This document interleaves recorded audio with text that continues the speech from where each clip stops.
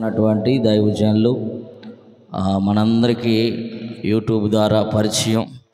వారి పాట ఆంధ్రదేశమే కాదు, తెలుగువారు ఎక్కడైతే ఉన్నారో వారందరూ కూడా పాడుకోదగ్గ పాట. చిన్నపిల్లలు కూడా చక్కగా మా సంఘంలోనే చాలామంది నాతో పాటు పిల్లలు వారి కాలర్ టోన్ అంతా ఈ పాటే ఉంటుంది. రాజా నీ సన్నిధిలో ఉంటానయ్యా.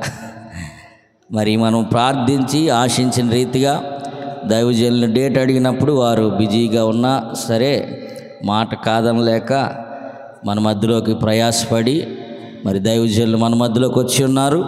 వారికి సమయాన్ని ఇస్తున్నాను. వారు దైవ సందేశాన్ని మరి సమృద్ధిగా మనకి రాత్రికాల సమయంలో అందిస్తారు. కాబట్టి మనం శ్రద్ధ కలిగి ఆలకిద్దాం. ఈ సమయాన్ని వారికి అప్పగిస్తున్నాం.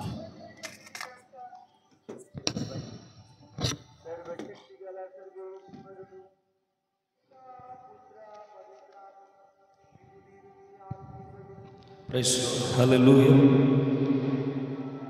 రెండు చేతులు పైకి యేసుకి స్తోత్రం చెప్తాం. హల్లెలూయా. ఈ రాత్రి మీతో కలిసి దేవుని మాటలు పంచుకోవడానికి ప్రభుత్వించిన ఈ ప్రాముఖ్యమైన సమయాన్ని బట్టి ప్రభుని స్తుతిస్తూ ఉన్నాను. మరి అట్లాగే ఈ రాత్రి వాక్యం అందించడానికి నన్ను ప్రేమతో ఆహ్వానించిన మరి దైవజనులు చుట్టాలని నాకు ప్రత్యేకమైన వందనాలు. వేదిక మీద ఉన్న సేవకులందరికీ ప్రత్యేకమైన వందనాలు. కూడి వచ్చిన మీ అందరికీ వందనాలండి. ప్రభు మిమ్మల్ని దీవించి ఆశీర్వదించునుగాక. ఆమేన్. యోహాను సువార్త 1వ అధ్యాయము 14వ వచనాన్ని మొదటి వచనాన్ని కలిపి చదువుదాం. యోహాను సువార్త 1వ అధ్యాయం 1వ వచనం 14వ వచనాన్ని కలిపి చదువుదాం. ఆదియందు వాక్యం ఉండెను, వాక్యము దేవుని యొద్ద ఉండెను, వాక్యము దేవుడై ఉండెను, ఆ వాక్యము శరీరధారి అయి కృపా సత్య సంపన్నుడుగా మన మధ్య నివసించెను. తరళవంచుదాం, ప్రార్థన చేసుకో. వాక్యమయున్న కృపా సత్య సంపన్నుడా, ఈ రాత్రి మాతో మాట్లాడడానికి, మా హృదయాలను ఫదిలపరచడానికి మా మధ్యలోనికి దిగిరండి. ఈ రాత్రి జరుగుతున్న ఈ సభ ఈ ప్రాంతానికి చేరువచ్చిన ప్రజలకు ఆశీర్వాదకరంగా చేయమని ప్రార్థనపడుతున్నాను. వాక్యపు వెలుగులో ఉన్నటువంటి నీ నిత్యత్వాన్ని, నీ బల ప్రభావములను నీ పిల్లలముగా మేము కనుగొని కృపతో నింపండి. ఈ చదివిన వచనాలను రొట్టెవలె మా కొరకు విరిచి ఆహారముగా వడ్డించండి. నీ మాటలో ఉన్న జీవము సమృద్ధిగాని బిడలు అనుభవించే కృపతో దీవించండి ప్రభువా. నీ పిల్లలుగా ఎదుగుటకు సరిపడిన వనరులన్నీ నీ వాక్యపు వెలుగులో మాకు అందించమని నాకై నీకు అప్పగించుకుంటూ యేసు నామములో అడిగి వేడుకుంటున్న మా పరమ తండ్రి, ఆమేన్. మరొకసారి రెండు చేతుల పైకి ఎత్తి బిగ్గరగా యేసుకి స్తోత్రం చెప్దామండి. హల్లెలూయా. మంచిది. కొద్ది నిమిషాలు దేవుని మాటలు మనము వినడానికి ప్రయత్నం చేద్దాం.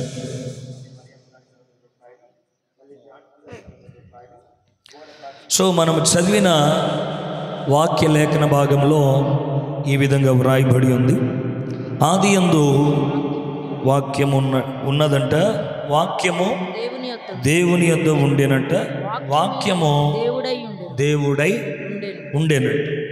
ఈ వాక్యమై ఉన్న దేవుడే శరీరధారిగా మన మధ్య వసించడానికి లేదా నివసించడానికి కృపాసత్య సంపూర్ణుడుగా వచ్చాడు అని లేఖనము మనతో చెబుతుంది. ఈ వచనములో ఉన్నటువంటి ఆంతర్యం యోహాను చాలా ధైర్యం చేసి ఈ వచనాన్ని వ్రాయడానికి సాహసించాడు. గల కారణం ఏంటంటే, యోహాను ఈ సువార్త భాగాన్ని రాసే టయానికి గ్రీసు తత్వవేత్తలో ఉన్నటువంటి ఒక ఆలోచన విధానము ఏంటంటే, చెడ్డ శరీరంలో మంచిది ఉద్భవించడం అనేది సాధ్యము కాదు. చెడు శరీరం చెడుకే మిగిలిపోద్ది, కానీ చెడ్డ శరీరం మంచిగా ఎలా పరిపక్వత చెందుతుంది?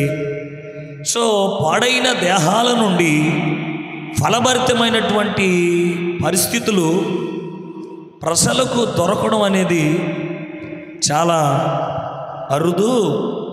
సో చెడ్డ శరీరం, ఈ చెడ్డ శరీరంలో మంచివాడు ప్రవేశించడం అనేది జరిగి తీరదు అన్నది గ్రీసు తత్వవేత్తల వాదన. అయితే యోహాను మాత్రం అందుకు ఏకీభవించకుండా చాలా నిర్మోహమాటం లేకుండా సత్యాన్ని సత్యంగా రాశాడు. ఏంటంటే చెడ్డ శరీరం ఎంత దారుణంగా ఉన్నా సరే ఆయన దేవుడు గనుక మంచిగా మలచగలుగువాడు, అందుకే ఆయన మన మధ్య నివసించడానికి వచ్చాడని రాశాడు. స్తోత్రం కలుగునుగాక. ఎందుకంటే యోబు కూడా అన్నాడు, పాప సహితునిలో నుండి పాపరహితుడు పుట్టగలిగిన ఎంత మేలు అన్నాడు. అంటే చెడిపోయున్న దేహంలో మంచి దేహాన్ని ధరించుకొని రావడం అనేది జరిగి తీరుతుందా? పాపము చేత నింపబడి ఉన్నటువంటి పాప శరీరం పరిశుద్ధతను ధరించుకోవడం అనేది జరిగి తీరదు అన్నది. కానీ ఎందుకు జరగదు? పరిశుద్ధుడైన దేవుడికి సమస్తము సాధ్యమే. ఆయన దేనినైనా మానవుడి కొరకు అనుకూలపరచగలిగినటువంటి మహనీయుడు. ఎందుకంటే వాక్యానికి క్రియేటింగ్ చేసేటువంటి సామర్థ్యం ఉంది.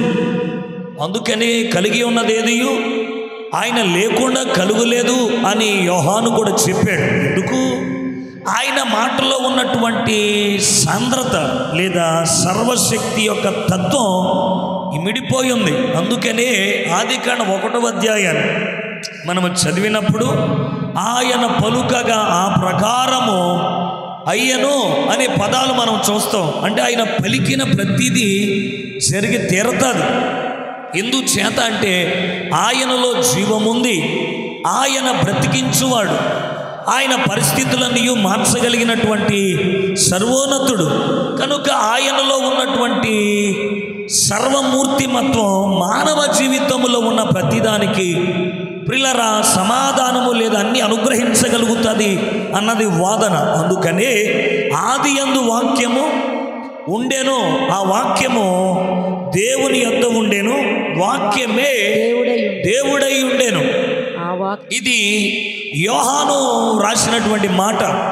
అయితే ఆదికాండం 1వ అధ్యాయం 1వ వచనాన్ని మనం చదివినప్పుడు అక్కడేమన్నాడు? ఆది యందు దేవుడు భూమిని ఆకాశములను సృజించెను అన్న పదానుంది. ఆది యందు అనేది సమయాన్ని సూచిస్తుంది. అయితే తర్వాత భూమిని దేవుడు సృజించాడంట. భూమి అనేది ఓ పదార్థం. తర్వాత ఆకాశమును ఆయన సృజించాడు, అదొక స్థలము, స్పేస్ అని అంటాం. సో పదార్థము పెట్టాలంటే ఖచ్చితంగా స్థలం అనేది ఉండి తీరాలి. ఇప్పుడు నా చేతిలో మొబైల్ ఉంది, ఇది ఒక పదార్థం. దీన్ని నేను పెట్టాలంటే ఏముండాలి? కింద స్థలం ఉండాలి. స్థలము లేకుండా దీన్ని ల్యాండ్ చేయడం సాధ్యము కాదు. అందుకనే బైబిలు విశ్వము యొక్క సృజించబడడం లేదా ఎలాగూ ఇది ఉద్భవించిందో చాలా స్పష్టంగా చెప్పబడుతుంది. సమయాన్ని బట్టి దేవుడు పదార్థాన్ని, స్థలాన్ని తన సృజనాత్మకమైన శైలిలో సృజించాడు. ఎవరు కలగజేశాడు కాలాన్ని? ఎవరు కలగజేశారు పదార్థాన్ని? ఎవరు సృజించారు ఈ స్థలాన్ని అని అంటే, ఒక ఆయన డార్విన్ అనేవాడు అన్నాడు, స్ఫోటకపూరితమైన పదార్థం ఒకదానికొకటి ఢీకొన్న కారణాన్ని బట్టి జీవ పరిమాణ సిద్ధాంతం అనేది ప్రారంభించబడింది అని చెప్పాడు. అంటే ఇది ఎలాగుందంటే 2 కొండలు ఢీకొంటే మనిషి వచ్చాడు అన్నాడు, సింపుల్గా చెప్పేశాడు. సో అది ఎప్పటికీ సాధ్యమో కాదు. ఎందుకంటే జోగి రాసుకుంటే బూడిదొస్తుంది కానీ ప్రాణం ఎలాగొస్తుంది? మానవుడు అవివేకముతో పుర్రెలో పుట్టే ప్రతి దానిని పలికేస్తే దానికి ఆర్కాలజికల్గా ఎవిడెన్స్ ఉండాలి. అప్పుడు మాత్రమే అది ప్రూవ్ చేయడానికి అవకాశం ఉంటుంది. అయితే బైబిల్ మాత్రం స్పష్టంగా చెప్తుంది ఏంటంటే, ఏదో ఈ సృష్టి అనామకంగా సృజించబడలేదు. ఈ సృష్టి వెనకాల ఒక ఆయన ఉన్నాడు, ఆయన పేరు ఎలోహిం అనే దేవుడు అని బైబిల్ చెప్తుంది. హల్లెలూయా. అందుకే చెప్తున్నాడు, దేవుడు ఆదియందు భూమిని ఆకాశములను సృజించాడు.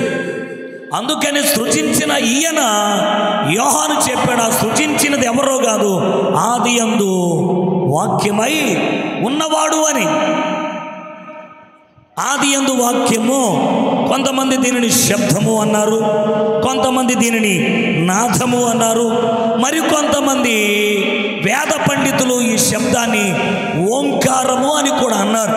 సో ఎనీహా ఓంకారం అన్నా, నాదము అన్నా, శబ్దము అన్నా, వాక్యము అన్నా సరే, ఇవన్నీ ఒక కోవలోనికే చెందబడతాయి. గల కారణాలు ఏంటంటే, ఆ వాక్యమై ఉన్నవాడు, ఆ శబ్దమై ఉన్నవాడు, ఆ నాదమై ఉన్నవాడు, ఓంకారమై ఉన్నవాడు ఆయన ఎవరో కాదు, ఎలోహిం అనబడుతున్నటువంటి సర్వశక్తి కలిగిన దేవుడు. ఓంకారములో అకారము, ఉకారము, మకారం అనే సరళత ఇమిడి ఉన్నది. అకారానికి సృజించే తత్వం, ఉకారానికి ఉద్ధరించడం లేదా పోషించడం, మకారానికి లయపరచడం అనేది కారణాలుగా ఉంటాయి. అందుకని స్థితి, లయ, సృష్టి కారకులుగా చెప్పబడుతూ ఉంటుంది. కానీ బైబిల్ ఏం చెప్తుందంటే, ఆయన తండ్రి, చెప్పండి, కుమార, పరిశుద్ధాత్ముడని బహుళత్వములో ఆయన ఏకత్వాన్ని కలిగి ఉన్నాడు. తండ్రి వేరు, కుమారుడు వేరు, లేదా పరిశుద్ధాత్ముడు వేరు అని అనుకోకు. ఎందుచేతంటే బహుళత్వమే, కానీ ఆయన ఒక్కడై ఉన్న ఏకత్వం. దేవునికి మహిమ కలుగునుగాక. ఎందుకంటే ద్వితీయోపదేశకాండం 6వ అధ్యాయము 4వ వచనం చదవండి. అక్కడ ఏమని రాయబడి ఉంది? ద్వితీయోపదేశకాండం 6వ అధ్యాయం 4వ వచనం, ఇశ్రాయేలు వినుము, వినుము, మన దేవుడైన యెహోవా, మన దేవుడైన యెహోవా, అద్వితీయుడగు యెహోవా. ఎవరంట? అద్వితీయుడగు. ఏ దేవుడు అంట ఆయన? మన దేవుడు, అద్వితీయుడైన యెహోవా. అద్వితీయుడు అంటే అర్థం ఏంటంటే, ద్వితీయత్వము లేనివాడు, సెకండరీ అనే పొజిషన్ లేదు.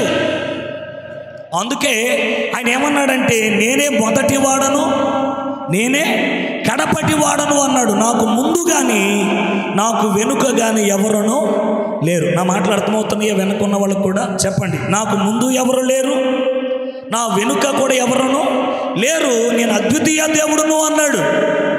అందుకనే యూదులు ప్రతిరోజు ప్రార్థన చేస్తారు. మనం ప్రార్థన చేస్తాం కదా, పరలోకమందున్న మా తండ్రి అనే ప్రార్థన ఎలాగైతే చేస్తామో, యూదులు ప్రతిరోజు ఉదయం, ప్రతిరోజు సాయంకాలం వాళ్ళు ఎలాగంటారు, షమా ఇశ్రాయేల్ యాహ్వే అనే ప్రార్థనతో వారు ప్రారంభిస్తూ ఉంటారు. అడోనాయ్ ఎలోహిం, అడోనాయ్ ఏకాద్ అనే హీబ్రూ భాషలో వారు ప్రార్థన చేస్తారు. షమా ఇశ్రాయేల్ అంటే అర్థం ఏంటంటే, ఇశ్రాయేలు విను, యాహ్వే అనే పదాన్ని అడోనాయ్గా వాడు వినియోగించడానికి రీజన్ ఏంటంటే, మన దేవుడైన యెహోవా అద్వితీయమైన దేవుడు, ఆయనను పోలి ఉన్నవాడు ఎవడనో లేడు అని యూదులు ప్రతిరోజు ఉదయం, ప్రతిరోజు సాయంకాలం ఈ విధంగా ప్రార్థన చేస్తారన్నమాట. షమా ఇశ్రాయేల్ అడోనాయ్, అడోనాయ్ ఏకాద్ అనే ప్రార్థన వారు ఎక్కువగా చేయడానికి రీజన్ ఏంటంటే, ప్రతిరోజు వారు ఒప్పుకునేది ఏంటంటే, మన దేవుడు బహుళత్వములో ఉన్నా సరే ఆయన ఏకత్వమై ఉన్నవాడు, ఆయనను పోలి ఉన్న దేవుడు మరెవరునూ లేరు. అందుకనే ఆయన మానవ జీవితంలో ఇమిడిపోవడానికి, ఇంత సర్వశక్తిమంతుడు మనుషులతో మాట్లాడడానికి దిగి వచ్చాడు అని వాక్యం చెబుతుంది. ఒక మాట, శరీరాలతో సర్వశక్తి కలిగిన దేవుడు ఎలా నివాసం చేయగలుగుతాడు? ఒక పురుషుడు ఒక స్త్రీతో, ఓ స్త్రీ ఒక పురుషుడితో నివాసం చేస్తున్నారంటే వారి ఇరువురి యొక్క దేహాలు ఒక్కటి అని అర్థం. కానీ మానవ దేహము వేరు, దేవుడు కలిగి ఉన్న తాత్పర్యము వేరు. ఎందుకు? 57వ అధ్యాయం యెషయా గ్రంథం, బైబిల్ గ్రంథాలు తీయండి ఒకసారి. యెషయా గ్రంథం 57:15 వచనాన్ని మనము చదివితే, మహాగణుడును మహోన్నతుడును పరిశుద్ధుడును నిత్య నివాసి అయినవాడు ఇలాగు సెలవిచ్చుచున్నాడు, నేను మహోన్నతమైన స్థలములలో పరిశుద్ధ స్థలములలో నివసించువాడను. ఎక్కడ నివసిస్తాడంట ఆయన? పరిశుద్ధ స్థలం. నేను మహోన్నతుడను, నేను మహాగణుడను, పరిశుద్ధుడను, నిత్య నివాసి అయి ఉన్నవాడు. ఇలా చెప్తున్నాడు. నేను మహోన్నతమైన పరిశుద్ధమైన స్థలాల్లో నివసిస్తాడు. దేవుడు నివసించే స్థలం ఎలా ఉండాలి చెప్పండి? పరిశుద్ధంగా ఉండాలి. ఎందుకంటే ఆయన ఎలోహీం అనే దేవుడు కదా. ఆయన భూమిని ఆకాశమును కలగజేసిన సర్వశక్తిమంతుడు. సో ఆయన నివసించే స్థలం పరిశుద్ధంగా ఉండాలి. అక్కడ చీకటి కార్యకలాపాలకు తావు లేదు. దేవుని యొక్క స్థానాన్ని మానవుడు ఎప్పటికీ భర్తీ చేయలేడు. ఎందుకంటే ఆయన ఎవరు సమీపించరాని తేజస్సులో నివసించే ఓ అమరుడు. కానీ ఇంత పరిశుద్ధ స్థలాల్లో నివసించే దేవుడు శరీరాన్ని ధరించుకునంట మన మధ్యలో కృపాసత్య సంపూర్ణుడుగా నివసించడానికి వచ్చాడంట. స్తోత్రం కలుగునుగాక. యోహాను యొక్క సంతోషం ఏంటంటే, చెడ్డ శరీరంలో మంచోడు వచ్చి నివసించడం సాధ్యం కాదు అని ప్రపంచము ప్రగల్భాలు పలుకుతుంటే, దేవుడు శరీరాన్ని ధరించుకొని మనతో నివసించడానికి వచ్చినప్పుడు పండగలు చేసుకోవాలి కానీ ఇలాంటి పనికి మాటలు మాట్లాడకూడదని ఏడవడం ప్రారంభించాడు యోహాను. దేవునికి స్తోత్రం కలుగునుగాక. దేవుడు మనతో ఉండడానికి వచ్చినప్పుడు మనం ఏం చేయాలి? సంతోషించాలి. దేవుడు మనతో మాట్లాడడానికి వచ్చినప్పుడు మనం ఆయన మాటను వినడానికి ప్రయత్నం చేయాలి. అందుకని దేవుడు అన్నాడు, ఇదిగో తలుపునొద్ద నిలవబడి నేను తట్టుచున్నాను అన్నాడు. మానవ జీవితాలతో ఆయన సత్సంబంధాలు కలిగి మానవ జీవితాలకు దగ్గరవుదామని ఈ లోకములో ఆయన అడుగుపెట్టాడు. ఎందుకంటే ఆయన మనతో ఉండడానికి వచ్చాడని రాశాడే. కానీ నిర్గమకాండం 25 ఒకసారి చదువుదామా? నిర్గమకాండము 25వ అధ్యాయము 8వ వచనం చూడండి. నేను వారిలో నివసించినట్లు వారు నాకు ఒక పరిశుద్ధ స్థలాన్ని నిర్మించాలి అన్నాడు. చెప్పండి, ఏం నిర్మించాలంట? వారిలో. బాగా వినాలి. వారి లోపల నేను నివసించాలంటే ఓ పరిశుద్ధ స్థలాన్ని నా కోసం వాళ్ళు ఏం చేయాలి? నిర్మించాలి అన్నాడు. వారి లోపల అని చెప్పాడు. కానీ యోహాను సువార్త 1:14 అంటాడు, నేను కృపాసత్య సంపూర్ణుడిగా వారితో నివసించాలి. వారిలో వేరు, వారితో వేరు. లో అంటే లోపలికి, మనతో ఉండడానికి వచ్చాడంటే మనతో చెట్టా పట్టాలు వేసుకొని తిరగడానికి వచ్చాడని అర్థం. స్తోత్రం కలుగునుగాక. అంటే లోపల ఉన్నవాడు ఎక్కడికి వచ్చాడు? ఇప్పుడు మన ప్రక్కకి, మన ముందుకి, మన వెనకకి, మన కుడివైపుకి, మన ఎడమ వైపుకి మనతో సంచారము చేయడానికి, నివాసం చేయడానికి వచ్చాడు. ఇలాగ దిగి వచ్చిన ఏకైక దేవుడు మనం ఆరాధించుచున్న నజరేయుడని యేసయ్య. కొట్టుగట్టిగా చెప్పట్లు. మానవులతో నివసించడానికి ఏ దేవుడు రాల భూమి మీదకి? శబ్దమై ఉన్నాడు, నాదమై ఉన్నాడని చెప్పారు. కానీ ఏ నాదము మనుషులతో మాట్లాడింది? కానీ ఆ నాదము శరీరాన్ని ధరించుకొని భూమి మీదకి రాలా. ఎవరో భూమి మీదకి దిగి వచ్చింది చూపిస్తా. కొలస్సీలకు రాసిన పత్రిక, కొలస్సీలకు రాసిన పత్రిక 2వ అధ్యాయం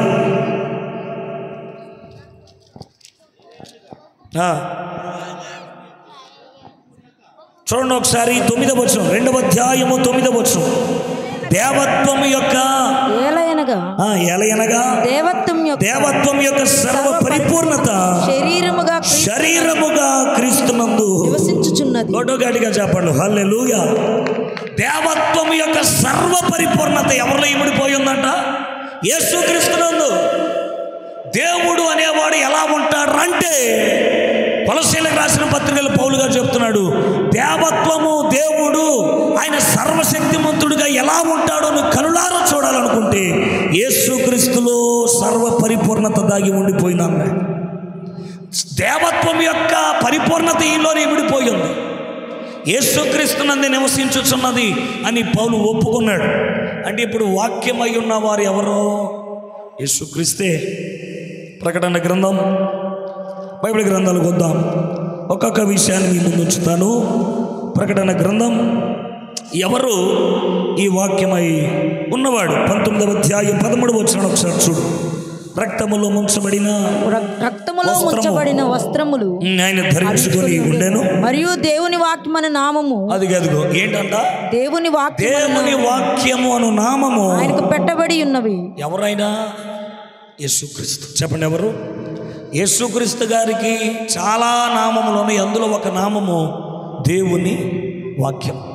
అంటే ఇప్పుడు ఆది యందు ఉన్న వాక్యం ఎవరు? చెప్పండి, గట్టిగా ధైర్యంగా చెప్పాలి. యేసుక్రీస్తే.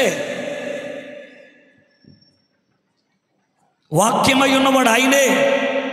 ఆది యందు మానవ జీవితాలు ఇవేమి కలుగు చేయబడక మునుపు, విశ్వ అంతర్గాళాలు కలుగు చేయబడక మునుపు ఆయన ఉన్నాడు. మోషే అడిగితే చెప్పాడు, నేను ఉన్నవాడను అనువాడను. ఎప్పటి నుండి ఉన్నాడు? మీకా గ్రంథకర్త చెప్పాడు మనకి, పురాతన కాలము మొదలుకొని శాశ్వత కాలము వరకు ఆయన ఉన్నాడంట. హల్లెలూయా.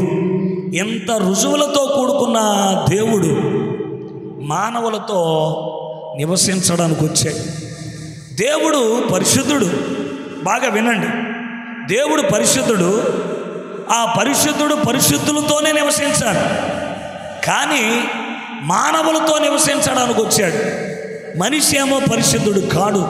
ఎవరో మనుషుడు. రోమాపత్రిక 3వ అధ్యాయంలో చెప్పబడినట్టు ఏ భేదము లేదు. అంటే మనుషులందరూ ఏమై ఉన్నారంట?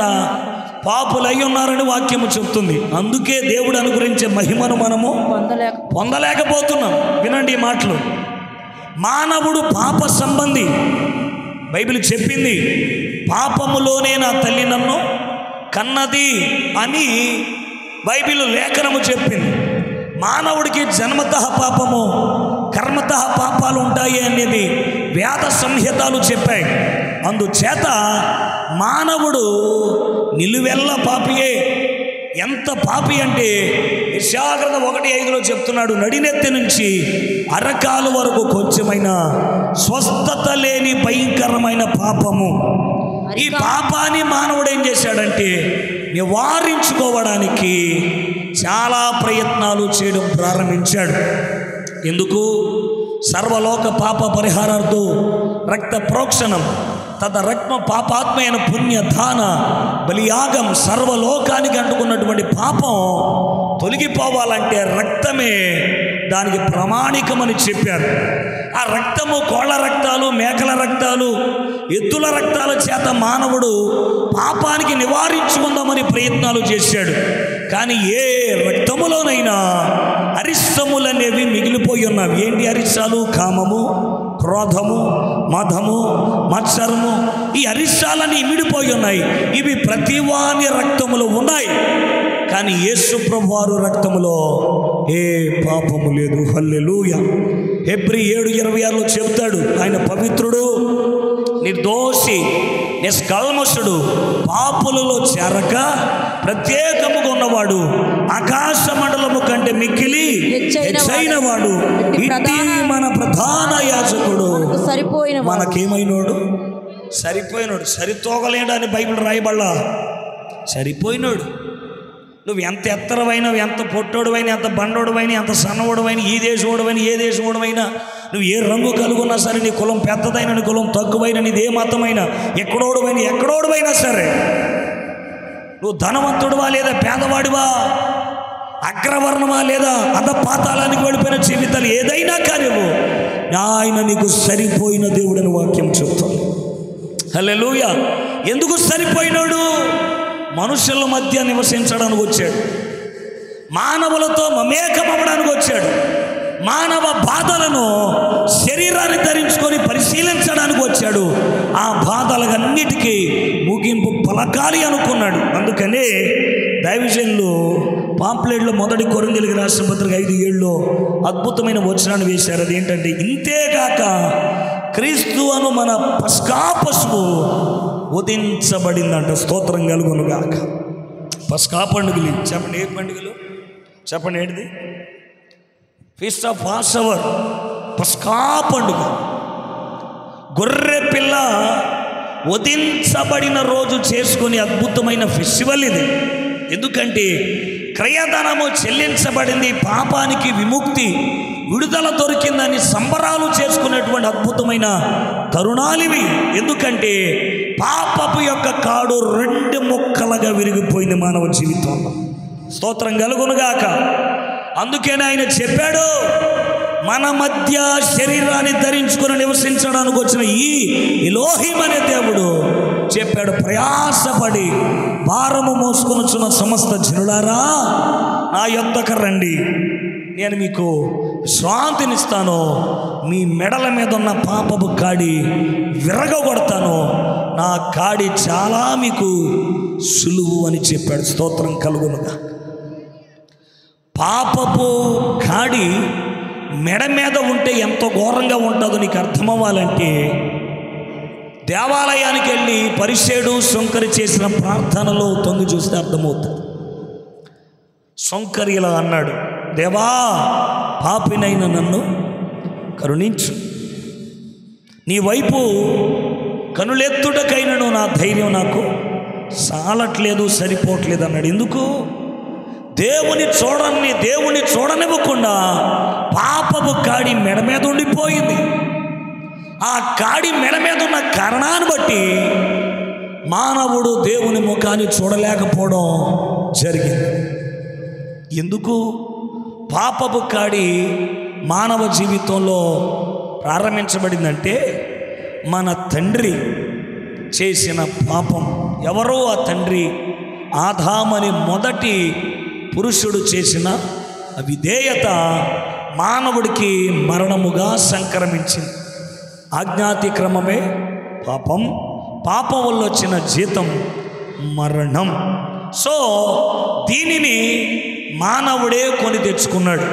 ఏదెను తోటలో ఆది దంపతులైన ఆదామవలను దేవుడు తన సృజనాత్మకమైన శైలిలో సృజించిన తరువాత వారిరువురితో ఇలా చెప్పాడు, తోటలో ఉన్న ప్రతి చెట్టును మీరు తినొచ్చు ఫలాలు, కానీ ఈ చెట్టు ఫలాన్ని తినొద్దు, ఇది మంచి చెడుల తెలివనిచ్చే వృక్ష ఫలము అన్నాడు. ఈ మాట చెప్పి తన పిల్లలకి జాగ్రత్త చెప్పాడు, ఈ పండు తినుదినమున నిత్యముగా మీరు చచ్చెదరు అని మరణాన్ని దేవుడు జ్ఞాపకం చేశాడు.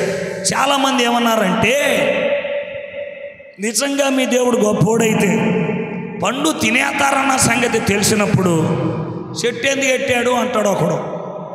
ఇది ఎలా ఉందంటే, కుమ్మరోడిని ఎవరు చేస్తారు? కొండ చేసిద్దా? కొండను కుమ్మరోడు చేస్తాడా? మాట్లాడరే. కుమ్మరోడే కొండని చేస్తాడు, కొండెళ్ళి కుమ్మరోడిని చేయదుగా, అవునా కాదా? కుమ్మరోడిని కొండ ఎక్కిరిచ్చినట్టు మనం ఎక్కిరితే ఎలా ఉండదు ఇప్పుడు దేవుణ్ణి? ఇది ఇలా ఎందుకు చేశావు? అర్థమైందా? కుమ్మరోడికి కొండ ఎలా చేయాలో ఆయనకి తెలుసు. నీకు పెద్ద ఉల్లి ఎట్టవచ్చు, ఏదో సన్నగా పెట్టవచ్చు, పెద్ద నోరు ఎట్టవచ్చు, ఊజాలాగా చిన్న నోరు పెట్టవచ్చు, ఒకటి లావుగా చేయొచ్చు, ఒకటి సన్నగా చేయొచ్చు. అది ఆయన పనితనం, అది ఆయన చేతి పని. ఆయన చేతి పనిని ప్రశ్నించడానికి మానవుడికి అధికారం లేదు. ఉందంటారా? రోమపత్రికలోనికి రండి, బైబిల్ ఏం చెప్పింది? రోమిలికి రాసిన పత్రిక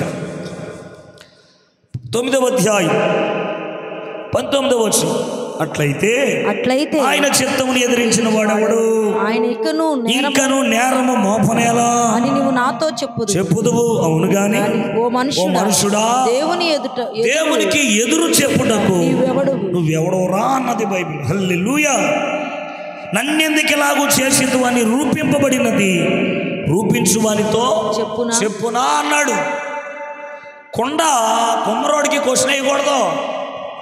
ఎందుకంటే కలుగు చేయబడిన వాళ్ళు మనం, కలగజేసినాడు. నువ్వు క్వశ్చన్ వేసినా సరే, దేవుడు నన్ను ఎందుకు ఇలాగ అడిగావని అడిగినా సరే, ఆయన ప్రేమ గలవాడు, నీ ప్రతి ప్రశ్నకు జవాబు చెబుతాడు. స్తోత్రం కలుగునుగాక. హల్లెలూయా. కూర్చోండి రా బయలు, వినండి. సరే, చెట్టు ఎందుకు వేసాడు? కాయలు తినమనా? మాట్లాడరే? చెట్టు ఎందుకు వేసారమ్మా? దేవుని దగ్గర చెట్టు ఎందుకు ఉందో నీకు అర్థం అవ్వాలంటే ఇప్పుడు కొన్ని ఎగ్జాంపుల్ చెప్తాను నీకు. ఇప్పుడు స్కూల్లో బెల్ల ఏ టైం కొడతారంటారు? మీరు చదువుకోలేదు కదా. టయ్యానికి కొడతారా? మాకు తెలీదులే. టయ్యానికి కొడతారంట. అదే ఏ టయ్యానికి కొడతారు అమ్మా? 9ంటికి కొడతారు, అవునా? నేను ఫీజు కడుతున్నా, డబ్బులు ఇస్తున్నాను నీకు, నాకు నచ్చినప్పుడు నేను వస్తాను అన్నాడు అనుకో, గెట్ అవుట్ అని కాలర్ పట్టుకొని తోసేస్తారు. ఎందుకు? నువ్వు ఎప్పుడు పడి అప్పుడు వస్తానంటే క్రమంగా వచ్చేవాడు కూడా చెడిపోతాడు. అక్కడ ఒక వ్యవస్థ ఉంటుంది. కంపెనీలో నువ్వు జాబ్ చేయడానికి వెళ్ళినప్పుడు 90 వేయాలంటే 1 గంటకి వేయాలా? ఎప్పుడు వేయాలి? 10కి ముందే. నీ పని చేస్తున్నానుగా, 9 గంటలు 10 గంటలు పని చేస్తున్నానుగా, నేను ఎప్పుడోకప్పుడు వస్తాను, ఎప్పుడోకప్పుడు వేస్తానంటే కుదరదు సార్. రూల్స్ అంటే రూలే. రూల్స్ అండ్ రెగ్యులేషన్స్ ఉన్నప్పుడు దాన్ని తూచా తప్పకుండా పాటించాలి. వ్యవస్థ అది. దేవుని చేతిలో వ్యవస్థ ఉంది. భూమి మీద ఉన్న వ్యవస్థలన్నిటికీ మూలం దేవుడే. ఆయన మానవులకి కొన్ని విధులు పెడతాడు. దానిని పరీక్ష అని కూడా బైబిల్ చెప్తుంది. ఏంటిది? చెట్టు ఎందుకు వేసాడు? బైబిల్లో ఉంది. ద్వితీయోపదేశకాండం 8వ అధ్యాయం 2వ వచనం. బైబిల్ గ్రంథం తీయండి. ద్వితీయోపదేశకాండం 8వ అధ్యాయం 2వ వచనంలో లేఖనం ఏమని మాట్లాడు? మరియు నీవు ఆయన ఆజ్ఞ. ఏంటిది ఆజ్ఞ? ఈ పండు తినకొద్దు అన్న ఆజ్ఞ. మరియు నీవు ఆయన ఆజ్ఞలను గైకొందువో లేదో నిన్ను శోధించి నీ హృదయంలో ఉన్నది తెలుసుకున్నటకు. చెట్టు ఎందుకు వేసాడంట? హృదయములో ఉన్నది తెలుసుకోవడానికి. చెప్పండి, ఎందుకు వేసాడు తల్లులారా? హృదయములో ఏమున్నదో తెలుసుకోవడానికి. ఇప్పుడు మిమ్మల్ని మాట అడుగుతాను. గవర్నమెంట్ వాళ్ళు రోడ్డు పక్కన ఈ కరెంట్ లైన్లు వేసారా లేదా? ఎందుకు వేసారు? సూసైడ్ చేసుకోరన్నా? ఎందుకు వేసాడు? కరెంట్ వైర్లు ఎందుకు వేసాడమ్మా? మనసు బాగున్నప్పుడు కొంచెం దానికి వెళ్ళి పట్టుకోరన్నా? కాదు, ఒరే అందులో కరెంట్ ఉంది, దాన్ని చక్కగా వినియోగించుకొని వేశారు. చచ్చిపోరని వేయడు ఎవడో. దేవుడు కూడా చెట్టు ఎందుకు వేసాడంటే, నా మాట వింటావో లేదో టెస్ట్ చేయడానికి వేసాడు. మనకి పరీక్షలు అంటే పరారు కదా. ఎప్పుడు పరీక్ష రాసి వచ్చాం? నా చిన్నప్పుడు అంటే తెలియలేదు, కానీ ఈ మధ్య సోషల్ మీడియా వచ్చాక అసలు పరీక్షలు కనిపెట్టిన సన్నాసి ఎవడని మొదలెట్టారు. అంటే ఏం రాయలేక, పరీక్షలు రాయలేక. పరీక్షలు అంటే ఎవరికైనా ముచ్చేమట్లేదు. నిజం. చిన్నప్పుడేమో స్కూల్లో చదువుకోరంటే చదువుకోకుండా పారిపోయి ఆయా కూలి పనులు చేసి పెళ్లి చేసుకున్న పిల్లలకన్నాక ఓ రోజు కూలి పనికి ఆ స్కూల్ పక్క నుంచి వెళ్తున్నాడంట. ఆ స్కూల్ మీద ఇలా రాస్తుంది, పూర్వపు విద్యార్థి ఇలా రారా అని. ఏమన్నారా? స్కూల్ పక్క నుంచి వెళ్తాను, ఏమని రాస్తుంది? పూర్వపు విద్యార్థి ఇలా రారా అంటే వెళ్ళి అక్కడ నిలబడితే కింద ఇలా రాసింది, చిన్నప్పుడు నేను పెట్టిన పరీక్షలకు పారిపోయావు కదరా, జీవితంలో పెడుతున్న పరీక్షలకు ఎలాగ పాస్ అవుతున్నావు అని అడిగింది. చిన్నప్పుడు నేను పెట్టిన పరీక్షలకు పారిపోయావు, ఇప్పుడు జీవితం పెడుతున్న పరీక్షలకి ఏం ఆసరిస్తున్నావరా? ఏం ఆసరిస్తుంది? ఇలా చుట్టుకున్నాడు, క్యారీ చేసుకుని వెళ్ళిపోయాడు. అదే ఏంటంటే చిన్నప్పుడు పరీక్ష రాసి ఉండి ఇటు వెళ్ళేది ఉండేది కాదు. పరీక్షలు ఎందుకు వస్తాయి? నెక్స్ట్ క్లాస్కి ప్రమోషన్. పరీక్ష రాయినోడు ఎప్పుడు అలాగే ఎడతాడు. నాకు ఒక ఫ్రెండ్ ఉన్నాడు, ఆడు ఎగ్జామ్స్ అప్పుడే మోషన్స్ వస్తాయి ఆడికి. ఆ ఎగ్జామ్ అనే భయం చేతాడు 7th క్లాస్ 5 సంవత్సరాలు రాశాడు. ఏంటి అంటే భయం. పరీక్ష దేవుడు పెడతాడు. పరీక్ష పెట్టే పరిస్థితులు వస్తున్నాయి అంటే నిన్ను ఇంకొక స్టెప్ ఎక్కించడం కొరకే. హల్లెలూయా. అందుకని ఆదికాండం 22వ అధ్యాయం 1వ వచనం చదివితే ఇదంతయు జరిగిన తర్వాత అబ్రహామును దేవుడు పరిశోధించాడు. ఎందుకు పరిశోధించాడు? అత్యధికమైన ఆశీర్వాదాలు ఇవ్వడానికి. అబ్రహాము మనసులో ఏముందో తెలుసుకోవడానికి. ఇప్పుడు ఆదామామల మనసులో ఏముందో తెలుసుకోవడం కోసం ఏమేశాడు? ఆయన చెట్టేశాడు. ఏంటి? నా మాట వింటారా? నా ఆజ్ఞకు శిరస్సు వహిస్తారా? మాటను ధిక్కరిస్తారా? లోబడతారా? నా పిల్లలు నా విషయంలో వారి అంతరంగం ఏ విధంగా ఉందో తెలుసుకోవడానికి దేవుడు ఒక చిన్న టెస్ట్ పెట్టాడు. ఏమైంది? ఫెయిల్ అయింది. ఎందుకు? మానవుడికి ఇక్కడ నుండే పట్టుకుంది పరీక్షల్లో ఫెయిల్ అవ్వడం. దేవుడు పెట్టిన ఈ చిన్న టెస్ట్లో ఆదామవులు ఫెయిల్ అయ్యారు. మీలో కొంతమందికి అర్థం అవడానికి. క్రిస్మస్ కాలంలో మా మేనమామ ఇంట్లో నుండి 2 వైర్లు లాగి 2 రెడ్ బల్బులు పెడదామన్నాడు. అంటే ఇప్పుడంటే ఎల్ఈళ్ళు వచ్చినాయి, కానీ అప్పుడు నా చిన్నప్పుడు 12, 13, 14 సంవత్సరాల మధ్యలో రెడ్ బల్బులు విప్రో కంపెనీ వాడు తయారు చేసేవాడు, పేపర్లో పెట్టేవాడు కదా. ఐడియా ఉందా మీకు? అప్పుడు పుట్టలేదు కదా. ఓకే, ఆ బల్బుల్ని తెచ్చి వైర్లు లాగుదామని ప్లాన్ చేసి, సరే కొంచెం పని అంటే సరదా కనుక వెళ్ళి మా మామయ్యతో కూర్చున్నాం. స్క్రూస్, ప్లగ్స్ అండ్ వాల్డర్లు అన్నీ సెట్ చేసాం. మా మామ వెళ్ళిపోయేటప్పుడు కుదురుని వెళ్ళిపోవచ్చు కదా. దేవుడు కూడా ఆదాముకు చెప్పకుండా వెళ్ళిపోయి ఉంటే బాగుండేది, కానీ చెప్పి తప్పు చేశాడన్నాడు ఒకడు. ఏంటంట?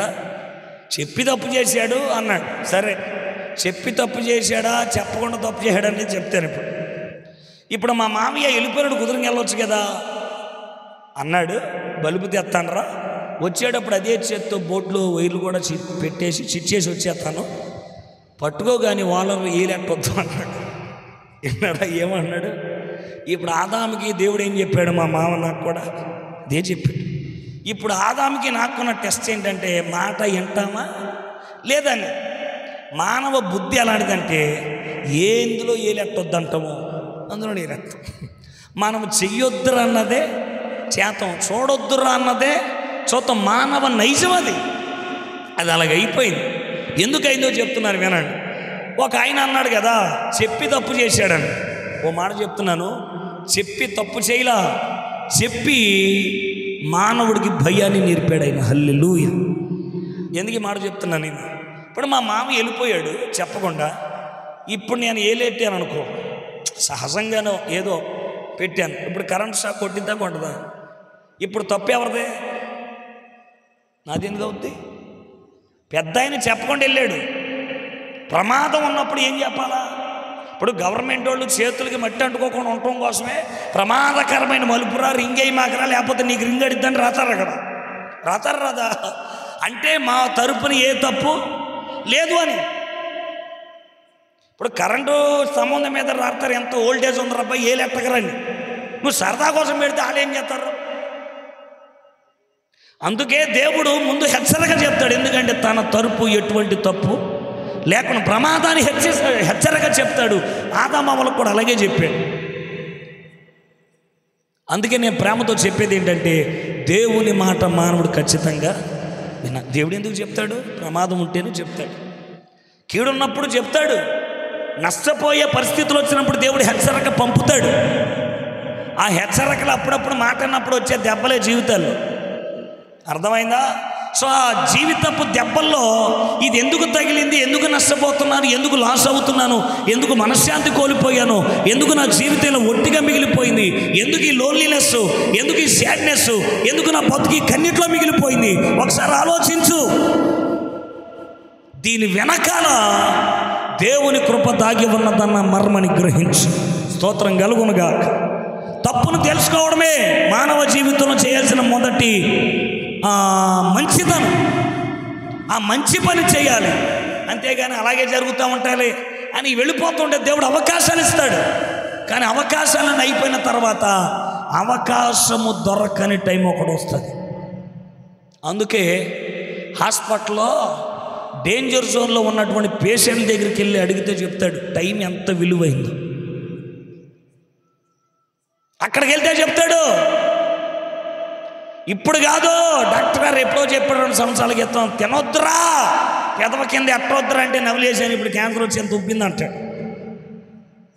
తాగొద్దని ఇప్పుడు కాదు 2 సంవత్సరాల క్రితమే చెప్పాడు. మనకు నాలుగని లపలపలాడేసి తాగేశాను, ఇప్పుడేమో లోపలని కాలిపోయి అంట. ఊరు పొమ్మంటుంది కాడేమో, టైం లేదంట. లోపల హార్ట్ బీట్ 70 నుండి 180కి వెళ్ళింది. వాళ్ళని అడుగు, సమయము దొరకకపోతే ప్రాణపు ఎంత విలువ కొట్టుమిట్టాడుతుంది. అందుకే బైబిల్ ఏం చెప్తుందంటే, యెహోవా దొరికిన కాలములోనే ఆయన వెతకండి, ఆయన కృపను సంపాదించుకో. జీవితంలో ఏర్పడే అవంతరాల వెనకాలన్న కారణాలు దేవుని మాట వింటున్నానా వినకపోవడం వల్ల ఇలాగ జరుగుతుందని. ఆదాము లాస్ అవ్వడానికి రీజన్ ఏంటంటే దేవుని మాటను వినలా, దేవుని మాటను ధిక్కరించాడు. ఎలా? ఆదాము అవ్వలతో దేవుడు చెప్పాడు. ఆదాము ఏదైనా తోటలో సేద్యం చేయడానికి వెళ్ళాడు. హవ్వ ఒంటరిగా ఉంటే అపవాది హవ్వతో మాట్లాడడానికి సర్పముతో బేరసారలాడి సర్పానికి తన రాజ్యంలో సింహాసనం ఇస్తానని పిల్లలు ఒడంబడిక చేసుకున్న కారణాన్ని బట్టి సర్పం అపవాదికి ఓటేసింది. సో అపవాది సర్పములో ప్రవేశించి సర్పములో నుండి అపవాది హవ్వతో మాట్లాడాడు. ఇది నిజమా? దేవుడు తినొద్దన్నాడా? చచ్చిపోతాడని చెప్పాడా? సావరు, ఈ పండు తింటే మీరు దేవతలు అయిపోతారు అన్నాడు. హల్లెలూయా. మానవ జీవితంలో లేనిపోని ఒక క్వశ్చన్ మార్క్ను రేజ్ చేశాడు అపవాది. దేవుడు ఎలోహిం అని బైబిల్ చెప్పి, దేవుడు అంటే పురుషుడు అని, దేవత అంటే స్త్రీ అనేది చాలామంది వాదన. దేవుడు అంటే పురుషుడు కాదు, ఎలోహిం ఆయన ఆత్మ అంతే. యోహాను సువార్త 4వ అధ్యాయంలో అంటాడు, దేవుడు ఆత్మ కనుక ఆయనను మనం ఎలాగ ఆరాధించాలి? ఆత్మతోనూ సత్యముతోను. ఇతి హి దేవహ అన్నారు. దేవహకి ప్రథమ విభక్తుల్లో ఉన్నటువంటి మొదటి అక్షరం డూను దేవహ ప్లస్ డూ పదాన్ని యాడ్ చేశారు. అది దేవుడు అని పిలిచింది ఈ దేశం. అందుకే ప్రేమతో చెప్పేది ఏంటంటే, దేవుడు అంటే పురుషుడని కాదు సార్. శరీరం ధరించుకున్న తర్వాత మానవ జీవితాల మధ్య నివసించడానికి వచ్చాడు. కానీ మనం ఏం చేస్తున్నామంటే దేవుళ్ళో కూడా లింగభేదాలు ఎత్తుకుతున్నాం. లింగభేదం ఉన్న ప్రతి చోట శరీర కార్యం అనే పాపం ఖచ్చితంగా జరిగి తీరుతాడు. దేవుళ్ళు లేదు. అందుకని మనం ఆరాధించే ప్రభు మహాపరిశుద్ధుడు. స్తోత్రం కలుగునుగా. చెప్పండి, ఎవరైనా మహాపరిశుద్ధుడు. ఆదామవ్వలకి దేవుడు జెండర్ ఇచ్చాడు, మేల్ అండ్ ఫీమేల్ అని. ఎందుకు ఇచ్చాడు అంటే సృష్టి ప్రకృతి ఫలభరితంగా ఉండడం కోసం, సంతానోత్పత్తి కోసం దేవుడు మేల్ ఫీమేల్ అనేటువంటి ఈ లింగ భేదాన్ని మానవుడికి ఇచ్చాడు. కానీ దేవుళ్ళో ఉండకూడదు. అది సత్యం తెలుసుకోవాలి. దేవుడు మానవ జాతిని భూమి మీద ఉత్పత్తి కోసం పురుషుడుగాను స్త్రీగాను జత చేశాడని బైబిల్ చెప్తుంది. అందుకని మీరు ఫలించమన్నాడు, అభివృద్ధి చెంది విస్తరించి భూమిని. ఇది దేవుని వాగ్దానం మనిషి పట్ల. కానీ దేవుని మాటను ధిక్కరించింది హవ్వ. ఏ పండైతే తినొద్దని దేవుడు చెప్పాడు, అపవాదికి లొంగిపోయి దేవుని సరళత నుండి వైదొలిగి తినొద్దన్న పండు తిని దేవుని ముందు దోషిగా నిలబడింది. ఇది సృష్టిలో రెండవ పొరపాటు. మొదటి పాపం చేసిందేమో లూసిఫరు. ఆ పాపాన్ని బట్టి వాడు దేవుని పరిశుద్ధ పర్వతము నుండి పాతాళానికి అని అగ్నిగుండానికి త్రోయబడ్డాడు. ఇప్పుడు సృష్టిలో రెండవ పాపం చేసినటువంటి హవ్వ ఇప్పుడు అపవాదున్న స్థలానికే వెళ్ళాలి. రూల్ అంటే ఎవరికైనా రూలే. దేవుని యందు పక్షపాతం ఏమీ లేదు. హవ్వ ఇప్పుడు ఎక్కడికి వెళ్ళాలి? పాపం చేసిన కారణాన్ని బట్టి పాతాళమే. ఎందుకంటే పాపం వల్ల వచ్చిన జీతం మరణం. మరణం అంటే శరీరానికి వచ్చేది గురించి ఆలోచిస్తారు చాలామంది. కాదు, 2 మరణాలు ఉన్నాయి. శరీరానికి ఒక మరణం ఉంది, ఆత్మకు ఒక మరణం ఉంది. మానవుడికి 2 మరణాలు పాపాన్ని బట్టి సంక్రమించాయి. ఈ 2 మరణాల్లో క్రీస్తును నమ్ముకున్న వాడికి మాత్రం ఒక మరణమే ఉంటుంది. అది శరీరం మొన్నైనది వెనుకుడు వలె మన్నవుతుంది. ఆత్మ దేవుని యందు విశ్వసించిన కారణాన్ని బట్టి ఆత్మ తను కలుగు చేసిన దేవుని యందుకు తిరిగి వెళ్ళిపోతుంది. హల్లెలూయా. యేసును తెలుసుకొనని వాడి ఆత్మ రెండవ మరణాన్ని పొందాలి. అది నిత్య నరకాగ్ని. అది అవిధేయుల కోసం, పాపుల కోసం నియమించబడినటువంటి ఓ కఠోరమైన స్థలము. అందుచేతనే దేవుడు చాలా జాగ్రత్తగా చెప్పాడు, ఈ పండు తినొద్దు, తింటే నిశ్చయముగా మీరు చచ్చెదరు అని. కానీ హవ్వ ఏం చేసింది? తినేసిన కారణాన్ని బట్టి ఆమెలో పాపము చొరబడింది. ఇప్పుడు ఆదాము తన వ్యవసాయాన్ని సేద్యం చేసుకొని హవ్వతో కలిసి సాయంకాలం దేవుడి దిగి వచ్చే టైం అయింది కదా అని బయలుదేరడానికి వచ్చాడు. వచ్చేలోపు సృష్టిలో జరగరాని ఘోరం జరిగింది. బాగా వినండి. ఆదాము తన భార్యను దేవుని ముందుకు తీసుకెళ్ళడానికి భయపడ్డాడు. ఎందుకంటే అప్పటికి సృష్టిలో అనగా ఏదెను తోటలో ఆదాము పరిశుద్ధంగా ఉన్నాడు, పండు తినకుండా. పండు తినేసిన హవ్వేమో పాపిగా మారింది. దేవునికి నులువెచ్చని స్థితి అనేది ఎప్పుడు నచ్చదు. ఉంటే వెచ్చగా ఉండాలి, లేదా చల్లగా ఉండాలి. నులువెచ్చని స్థితి ఉంటే ఆయనకి నచ్చదు. ఇప్పుడు ఏదేను వనములో ఒకరు పరిశుద్ధంగా, మరొకరేమో పాపిగా ఉన్నారు. దేవుడు దిగి వచ్చే టైం అయింది ఏదేను తోటలోనికి. అందుకే దేవుడు ముందు ధైర్యంగా వెళ్ళడానికి ఆదాము సందేహించాడు. ఎందుకంటే నా భార్యను దేవుని ముందుకు తీసుకెళితే ఈమె చేసిన ఈ చెడ్డ కార్యాన్ని బట్టి ఆ ఆదిలో పరిశుద్ధ పర్వతం మీద లూసిఫరు తిరుగుబాటుకి వాడికి ఏ గతి పట్టిందో ఇప్పుడు నా భార్యకు కూడా అదే గతి పట్టొచ్చు అని ఆదాము ఆలోచించాడు. వరంగల్లో వాక్యం చెప్తుంటే క్రిస్మస్ టైంలో ఒక దైవజనుడు గ్రీటింగ్స్ చెప్తేలా అన్నాడు, ఆదాము తెంగరోడై పండు తిన్నాడు అన్నాడు. ఏమయ్యంట? ఆదాము ఎవరయ్యే తిన్నాడంట? ఈయన చూశాడు. మరి తెంగరోడై ఎందుకు పండు తింటాడు? సరే, ఆదాము తెంగరోడు అనడానికి రుజువేంటి అసలు? సరే, నిన్ను అడిగే మాట ఏంటంటే, ఆదాములో నుండే కదా మానవ జాతి అంతా వచ్చింది, అవునా? ఎవరిలో నుండి? ఆదాములో నుండే కదా మనిషి అంతా సృష్టి.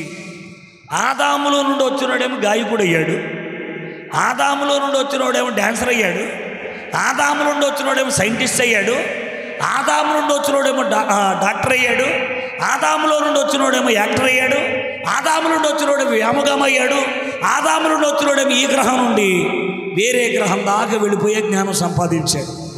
ఆయనలో నుండి వచ్చిన మనమేమో ఎంత తోపులో, ఆదామేమో తెంగరు. బాగుంది కదా? అది దీన్ని అంటారు వెనకాల వచ్చిన కొమ్ములు ముందొచ్చిన చెవుల్ని ఎక్కిరించినవి అంట. మనం ఆదాములో నుండి వచ్చి ఆదాము తెంగరోడు అంటున్నాం. ఆదాము ఏదో తెలియక పండు తినలేదు. ఎందుకంటే మనకి మన పిల్లలకి పేర్లు ఎడతమే రాదు. మనకి వచ్చా? ఎవరు నడకుండా ఎదులో చూడకుండా పేరెట్టానన్నాడు ఒకడు చెయ్యొద్దు మన భారతదేశంలో. ఎవడెట్టాడు? తిదులు, గదులు, గడపలు, కిటికీలు అన్నీ ఎతికి పేర్లు ఎడతాం, అవునా కదా? ఈ శాస్త్రం ఈ మధ్యన అన్నీ ఇంగ్లీష్ పేర్లే. ప్రతి పేర్లకి అద్భుతంగా ఉండాలి. కూతురు పేరు, కొడుకు పేరు పేలిపోవాలి. ఎంత బారు పేరు ఎంత లాంగ్ ఉండి అంత గొప్పవాడని అర్థం. ఇప్పుడు అందుకనే పేర్లు ఇలా ఉంటాయి అన్నమాట. ఒక చోటకి వెళ్ళాను, ప్రార్థన రిక్వెస్ట్ వచ్చింది, పెంటయ్య. ఇంటి పేరే పెంట, ఆయన పేరు కూడా. దాన్ని మైకులో ఏకో పెట్టాడు, ఇలాగే పెద్ద పెంటయ్య అన్న తినబడింది అంట వాళ్ళకి. అంటే పేర్లు ఎలా పెట్టుకుంటామో కూడా రాదు మనకి. ఈ మధ్య ఇంటర్నెట్ వచ్చిన తర్వాత, ఫేస్బుక్లు ఇవన్నీ వచ్చిన తర్వాత మంచి మంచి పేర్లు ఎడతాం. మనకు తెలియదు. ఇలాగే పేర్లు ఎట్టే కూడా భార్య భర్తలకి గొడవ వచ్చిందంట. భర్త అన్నాడంట, మా నాన్న పేరు ఎట్టుకుంటాను అన్నాడంట. మా నాన్న తింగరోడు అనుకుంటున్నావా?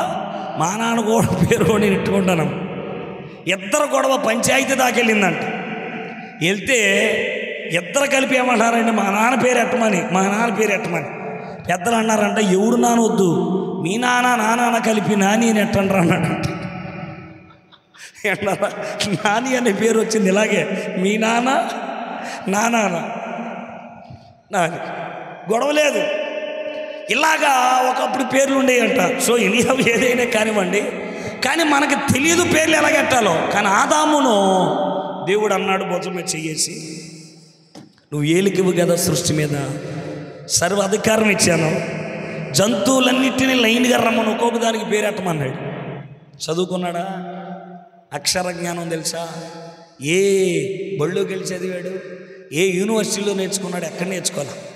ఆదాము దేవుని సృష్టి కనుక, దేవుని చేతి కనుక ఆ రోజు ఏదేను తోటలో జంతువులకి ఏం పేరు పెట్టాడో ఇప్పటికీ అవే పేర్లు. హల్లెలూయా, హల్లెలూయా. ఏలూరు హేలాపూర్ అని పెట్టాడు, అందరం కలిపి మార్చేసి దాన్ని ఏలూరు అని పెట్టారు. ఆదాము పెట్టిన పేర్లు ఇప్పుడు ఎవడ మార్చలేకపోయాడు, ఎందుకంటే మారితే ఏ పేరు పెడతాడో కూడా ఎవడికి తెలీదు. స్తోత్రం కలుగునుగాక.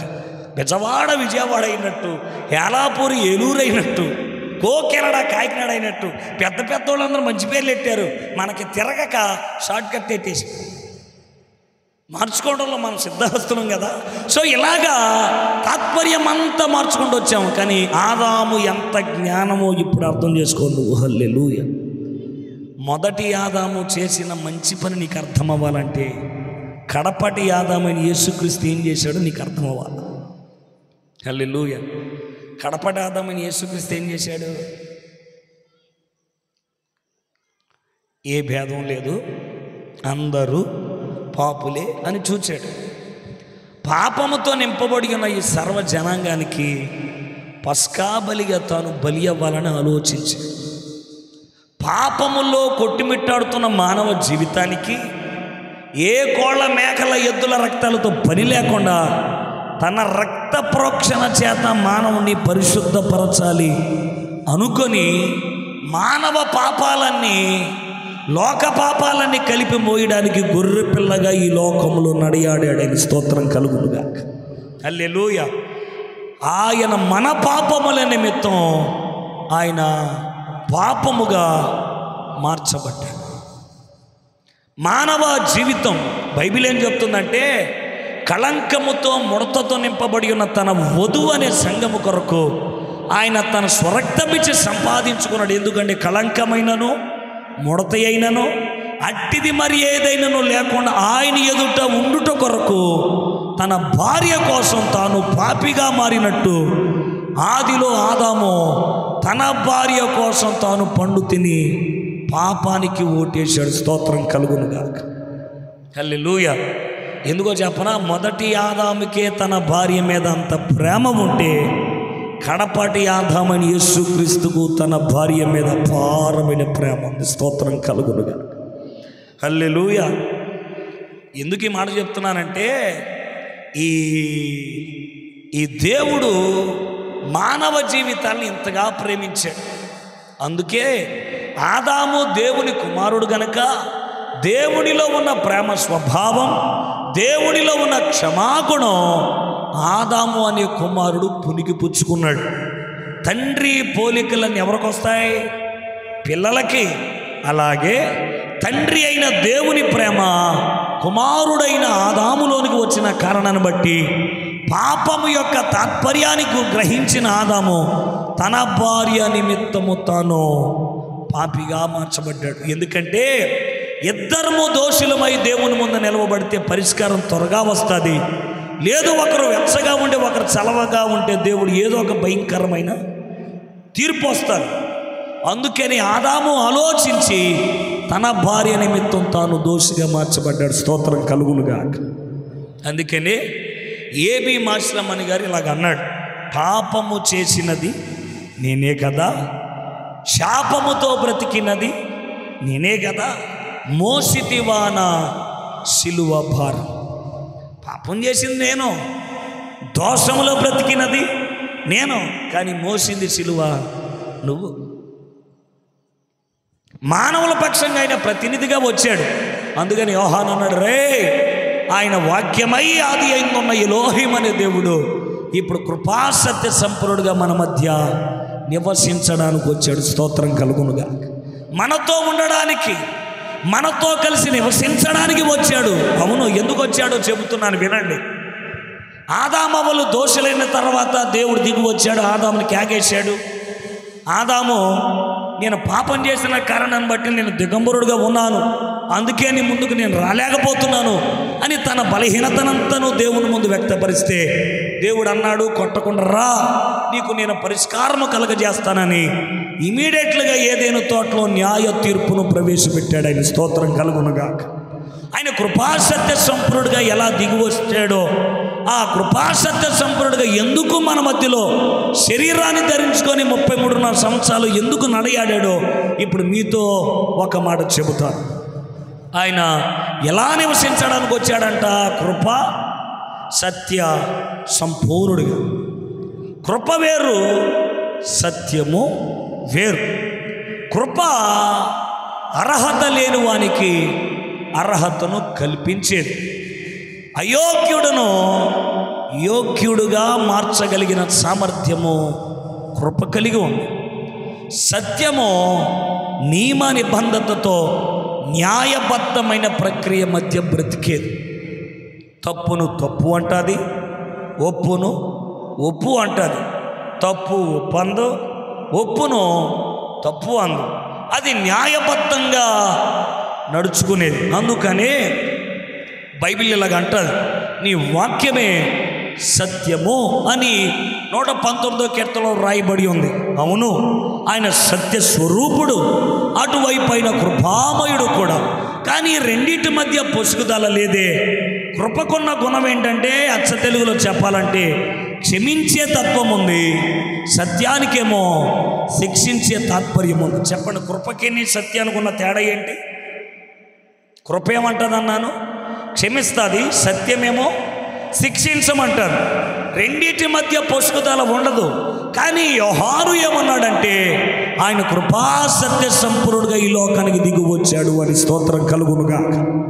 అంటే ఎలా దిగి రాగలిగేతాడు? అలాగా వస్తే కృపగా రావాలి, లేదా సత్యముగా రావాలి. కానీ రెండింటిని ధరించుకొని రావడం ఎవరి తరం కాదు. కానీ యోహాను అన్నాడు, ఆయన సంపూర్ణుడిగా దిగి వచ్చాడు అని. ఎలాగో చెబుతాను వినండి. పాపమందు పట్టబడిన ఒక అమ్మాయిని యేసు ప్రభువు వారి దగ్గర తీసుకొచ్చారు. వినండి జాగ్రత్తగా. నా మాటలు అర్థమవుతున్నాయా? అర్థమవుతున్నాయని వాళ్ళు స్తోత్రం చెప్పండి. హల్లెలూయా. బాగా వినండి. వ్యభిచారమందు పట్టబడిన ఒక అమ్మాయిని ప్రభు దగ్గర తీసుకొచ్చారు. తీసుకొచ్చినప్పుడు వాళ్ళంతా ఇలాగ అన్నారు, మా దేశంలో ధర్మశాస్త్రం ప్రకారం వ్యభిచారమందు పట్టబడిన స్త్రీని రాళ్లతో కొట్టి చంపాలి, అది మేము నేర్చుకున్న వేదం, మరి నువ్వేమంటావు అని అడిగాడు. ఆయన ఏమన్నాడంటే, నేనేమంటానన్నది పక్కన పెట్టండి, ఆమెను రాళ్లతో కొడదామన్న ఆలోచన కూడా ప్రక్కన పెడదాం.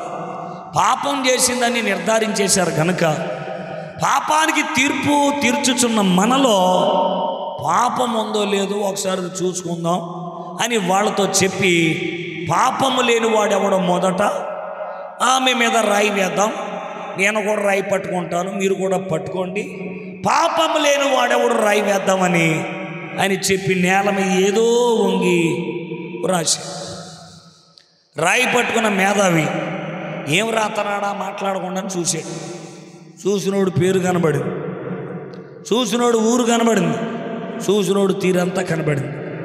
ఆ మహామేధావి రాయి తెచ్చినోడు అక్కడే పడేసాడు. వెనకలోడు అన్నాడు, రాయి కొట్టకుండా కింద పడేసేవేడంటే, కింద చూడు చిట్టా రాతనాడు అన్నాడు. విన్నారా? కిందకు తొంగు చూస్తే ఏం రాతనాడు? పాపపు చిట్టా రాతనాడు. నోరు మూసుకొని రాయి ఇక్కడ పడే, రాయి ఎత్తితే నోరు తెరిచి పాపం చిట్టా అంతా చదివేస్తాడు. రాయడం బెటరా చెప్పించుకోవడం బెటరా, వదిలేరా అన్నాడు. అర్థమైందా? సో రాళ్ళు తెచ్చిన వాళ్ళందరూ ఏం చేశారు? పడేసేది, వెళ్ళిపోయాడు. అందుకే రాయి పట్టుకున్న ప్రతి వ్యక్తికి బైబిల్ ఏమందంటే, ఏ భేదం లేదురా, అందరూ పాపులే. అందుకే దేవుని వాక్యము ఎప్పుడు సత్యం. హల్లెలూయా. అందులో కలపడానికి ఉండదు, తీసేయడానికి ఉండదు, పుటము వేయబడిన మాటలవి. అందుకనే దేవుని వాక్యము సత్యము అని బైబిల్ గ్రంథం ఒక్కనిచ్చి చెబుతూ ఉంది. ఇప్పుడు ఆయన అన్నాడు, ఆ పని చేయలేక అందరూ వెళ్ళిపోయారంటే అర్థం ఏంటి? మాలో పాపం ఉంది, అని రాళ్ళు అక్కడ పడేసి వెళ్ళిపోయారు. ఇప్పుడు అక్కడ ఒకే ఒక వ్యక్తి ఉన్నాడు ఆమె ముందు. ఎవరు అంటే పాపరహితుడైన దేవుడు. స్తోత్రం కలుగునుగా. ఎవరు? పాపము ఎరుగనివాడు, పాపము లేనివాడు. ఇంతకుముందు చదివేమే. ఆయన ఎవరు అంటే పవిత్రుడు, నిర్దోషి, నిష్కల్మషుడు, పాపులలో చేరక ప్రత్యేకంగా ఉన్నవాడు. ఆయన ఎంత పరిశుద్ధుడంటే షోలమితి తన ప్రియుడు గురించి ఇలాగంది, నా ప్రియుడు ధవళవర్ణుడు అంది. ఎవరంట? నా ప్రియుడు ధవళవర్ణుడు, నేను నల్లని దాననైనను నా ప్రియుడు మాత్రం బహు ధవళవర్ణుడు. అంటే నేను నల్లని దానను అంటే నేను పాపముతో మిళితమై ఉన్న దానను. నలుపు పాపానికి సాదృశ్యం. అందుకే ఆమె అంటుంది, నేను పాపముతో నిండి ఉన్న దాన్ని. కానీ నా ప్రియుడు అలాంటోడు కాదు, తెలుపు అనే పరిశుద్ధతను కలిగి ఉన్న ధవళవర్ణుడు. హల్లెలూయా. నిజమా షోలమితి? అవును, ధవళవర్ణుడని ఒక్కడే కాదు, 10,000లో నా ప్రియుడు అతి కాంక్షణీయుడు. చప్పలు కొడుతూ ప్రభుని స్తుతించు. పాపం లేనోడు. మనం వెళ్ళి షోలమితి ప్రియుడి మీద ప్రేమతో ఎన్నైన పద్యాలు చెప్పొచ్చమ్మా, కానీ నువ్వు ఒక్క వాదనే మాకు సరిపోదు, నీ ప్రియుని యొక్క విశేషం మాకు ఇంకా కావాలి అంటే షోలమితి అంది, ఇదిగో నా ప్రియుడుకు తీర్పు తెచ్చిన రోమా గవర్నర్ అని పిలాతు ఉన్నాడు, అక్కడికి పదండి అని రోమా రాజ్యానికి తీసుకెళ్ళిందంట షోలమితి. తీసుకెళ్ళి అక్కడున్న వాళ్ళందరిలో అడిగింది, ఇదిగో నా ప్రియుడికి న్యాయపు తీర్పు తీర్చిన పిలాతు, నా ప్రియునిలో దోషమేమైనా కనుగొన్నావా? నా ప్రియుడు 10,000లో అతి కాంక్షణీయుడు అని చెప్తుంటే వీళ్ళు వినట్లేదు. పిలాతు గారు మీరైనా చెప్పండి అయ్యా నా ప్రియుని విశేషము అంటే ఆయన అన్నాడు, షోలమితి చెప్పినట్టు ఆయనలో ఏ దోషము నాకు కనబడలేదు. హల్లెలూయా. పిలాతు భార్య కూడా చెప్పినది ఏంటంటే ఈయన నీతిమంతుడు, మేము ఆయన జోలికి వెళ్ళాం. షోలమితి అంత చెప్పానా, నా ప్రియుడు 10,000లో అతి కాంక్షణీయుడు సార్, ఆయన బహు ధవళవర్ణుడయ్యా, మీరెందుకు నమ్మరు? నా ప్రియుడి మీద ఆధారపడిన నేనైనా పాపముతో ఉన్నానేమో కానీ నా ప్రియుడిలో పాపము అనేది లేదు. షోలమితి నీ తీర్పు, పిలాతు తీర్పు, ఆవిడ తీర్పు చాలదు, మాకు ఇంకా కొంచెం ఎవిడెన్స్ కావాలంటే షోలమితి మరలా మనల్ని సిలువలో వేలాడుతున్న దొంగోడి దగ్గర తీసుకెళ్ళి, ఒరే బాబు నువ్వు నేరస్తులలో ఒక నేరస్తుడిగా పరిగణించబడ్డావు, నీ ప్రక్కన సిలువ వేయబడిన ఆ యేసు గురించి నీ అంతరంగము ఏం చెబుతుందంటే ఈ శిక్ష మాకు తగినదే కానీ ఆయనలో ఏ తప్పు లేదు అన్నాడు. హల్లెలూయా. అంటే షోలమితి చెప్పినట్టు ఆయన నిజంగానే చెప్పండి గట్టిగా పరిశుద్ధుడు. హల్లెలూయా. అబ్బే షోలమితి నీ ప్రియుడికి ఇంకా విశేషం ఏమని ఉంటే చెప్పు అంటే ఇంకా కావాలా? అయితే నేను మరలా మిమ్మల్ని గుల్గోతా పర్వతం మీదకి తీసుకెళ్తానని తీసుకెళ్ళింది. అక్కడ యేసు దేహము ప్రక్కన బళ్ళెపు పోటు పొడిచినటువంటి సైన్యాధిపతిని అడిగింది, అయ్యా రోమా ప్రభుత్వంలో మీరు ఎందరో నేరస్తులకి తీర్పు తెచ్చారు కదా, నా ప్రియుడికి కూడా నేరము మోపబడితే మీరే కదా అమలు చేసింది, కొరడాలు పెట్టి కొట్టింది నువ్వే, వెనక తన్ని ముందుకొచ్చి నవ్వినోడు నువ్వు కూడా నువ్వే, ముఖం మీద ఉమ్మేసినోడు కూడా నువ్వేనయ్యా, నా ప్రియుని చిత్రవధ చేసి అపహాస్యము చేశావు, నా ప్రియుడు నీ మీద ఏమైనా కోప్పడ్డా? నా ప్రియుడు ఏమన్నా పళ్ళు గట్టిగా బిగబట్టాడా? నా ప్రియుడు పిడికిలి బిగించి అయిపోతావరా అని సహనాన్ని కోల్పోయి నీ మీద ఏమన్నా రోబాబుగా మాట్లాడా? నా ప్రియుడిలో ఉన్న దీర్ఘశాంతాన్ని ఒక్కసారి చెప్పయ్యా ప్రపంచానికంటే అతడు ఇలా చెప్పాడు, నేను ఎందరికో తీర్పులు తీర్చాను, ఇలాంటి నీతిమంతుణ్ణి దైవ కుమారుని నేను ఎక్కడ చూడలేదు అన్నాడు. హల్లెలూయా. అందుకే ఆయన ఎంతో సుందరుడని పాడింది క్రైస్తవ సంఘం. మన ప్రియుడు అంత పరిశుద్ధుడు, మనం ఆరాధించు దేవుడు అంత శుద్ధ సువర్ణమై ఉన్న మహోన్నతుడు, మహిమాస్వరూపుడు, మానవ జీవితాల మధ్య నివసించడానికి వచ్చాడు ఆయన. హల్లెలూయా. అందుకనే కృపాసత్య సంపూర్ణుడిగా మన మధ్యకి ఎందుకు దిగొచ్చాడో ఈ సారాంశాన్ని యోహాను భక్తుడు ఇలాగ అన్నాడు. వ్యభిచారమందు పట్టబడిన అమ్మాయిని ఇలాగ అన్నాడు, అమ్మా వారు నిన్నేమైనా చేశారా, వారు ఏ శిక్ష ఏదైనా విధించారంటే ఆమె అన్నది, వాళ్ళు నాకు ఏ శిక్ష విధించలేదు. అప్పుడు ఆయన ఏమన్నాడంటే, నేను కూడా నీకు శిక్ష విధించను అన్నాడు. It is the grace. Hallelujah. అదే కృప. అయోగ్యురాలామే, కానీ కృప కలిగిన దేవుడు ఆమెతో అంటున్నాడు, నువ్వు పాపమందు పట్టబడ్డావన్న సంగతి నీకు తెలుసు, నీ పాపము నీ మీద నేరస్థాపన చేస్తుంది, అయినా క్షమించబడడానికి నువ్వు అనర్హురాలు, కానీ నేను కృపాసత్య సంపూర్ణుడిగా దిగొచ్చాను గనక నీకు నేను శిక్ష విధించను అని కృపగా చెప్పి సత్యముగా ఇలా మాట్లాడాడు. మళ్ళీ ఇక ఎప్పటికీ పాపము చెయ్యకు. హల్లెలూయా. అటు కృపగా మాట్లాడాడు, ఇటు సత్యముగా మాట్లాడాడు. అంటే పాపాన్ని క్షమించిన ఆయనే మరలా సత్యముగా ట్రూత్గా చెప్పిన మాట ఏంటంటే, పాపము ఇక ఎప్పటికీ చెయ్యకు. అదే యోహాను వాదన. ఆయన పాపులను ప్రేమించు స్నేహితుడు. హల్లెలూయా. పాపుల్ని ఎవరు కోరుకుంటారు? పాపులను ఎవరు ప్రేమించి దరికి తీర్చుకుంటారు అంటే ఎవడో తీసుకోలేదు, ఎవడో తీసుకోలేదు, ఎవడు స్వీకరించలేదు. ఏయ్ అక్కడే ఉండు, నువ్వు దళితుడు అని చెప్పిన సమాజాల మధ్యలో పాపుల మధ్య స్నేహితుడుగా మెలిగిన అపార ప్రేమ స్వరూపి కృపాసత్య సంపూర్ణుడు శరీరాన్ని ధరించి వచ్చిన దేవదేవుడు ఈ రాత్రి నేను ప్రకటించుచున్న నజరేయుడైన యేసయ్య. హల్లెలూయా. ఈరోజు ఏం వారం మాకు తెలియదు, మరి ఈరోజు స్పెషల్ ఏంటి? శ్రీరామనవమి. నేను పుట్టింది ఈరోజునే. మా అమ్మ నాన్నకి శ్రీరామనవమి రోజు పుట్టానని రాము అని పేరు పెట్టించారు. అంతర్వేదికి తీసుకెళ్ళి పురోహితులు వచ్చారు. అంటే వాళ్ళ పుట్టినరోజు కాదులే, అప్పుడెప్పుడో సంవత్సరంలో పుట్టాను, డేట్లు మారుతూ ఉంటాయి. సో అంతర్వేదికి తీసుకెళ్ళి ఇంటికి తిరిగి వస్తున్న ప్రయాణంలో చిన్న జ్వరంగా ప్రారంభించబడిన బలహీనత నా శరీరంలో పెనుమార్పులు వచ్చిన కుడికాలు పోలియో వ్యాధిగా మారింది. చిన్నప్పుడు నడకలేదు, హాస్పిటల్ అడ్మిట్ చేశారు. 6 months ట్రీట్మెంట్ కూడా జరిగింది. 6 నెలల కాల వ్యవధి తర్వాత కుడికాలుకున్న జబ్బు ఎడమ కాలు కూడా సోకి 2 కాళ్ళు అవిటిగా మారాయి.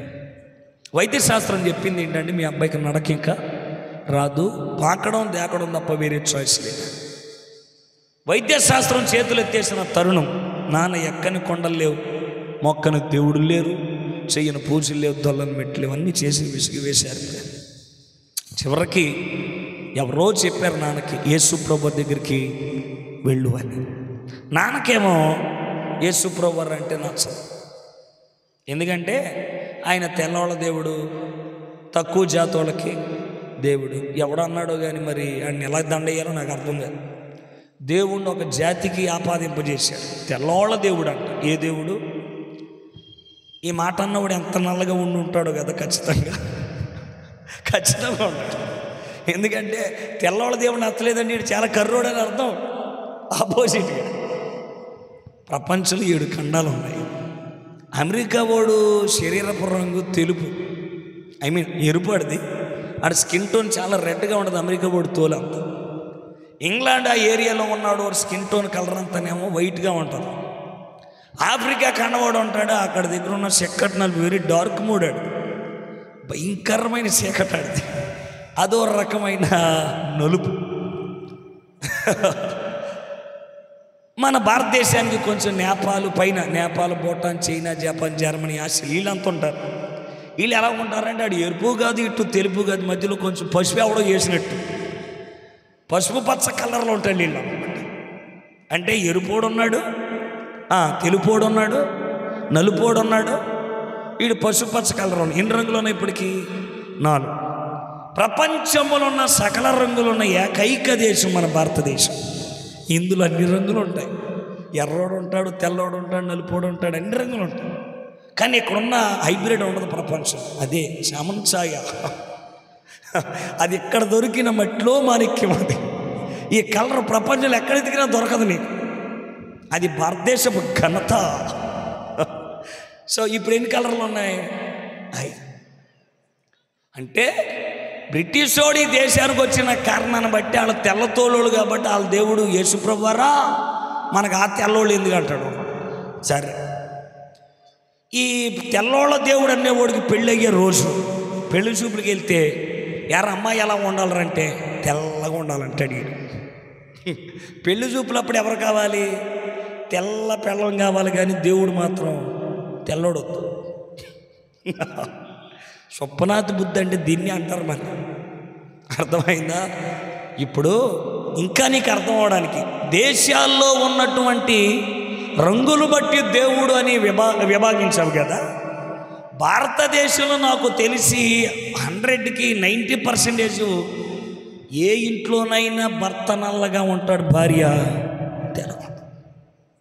90% ఇంతే ఉంటుంది. భర్త నల్లగా ఉంటాడు, భార్య ఏమో ఈ 2 రంగులో నుండి 3వ రంగు వస్తుంది 2 సంవత్సరాలకి.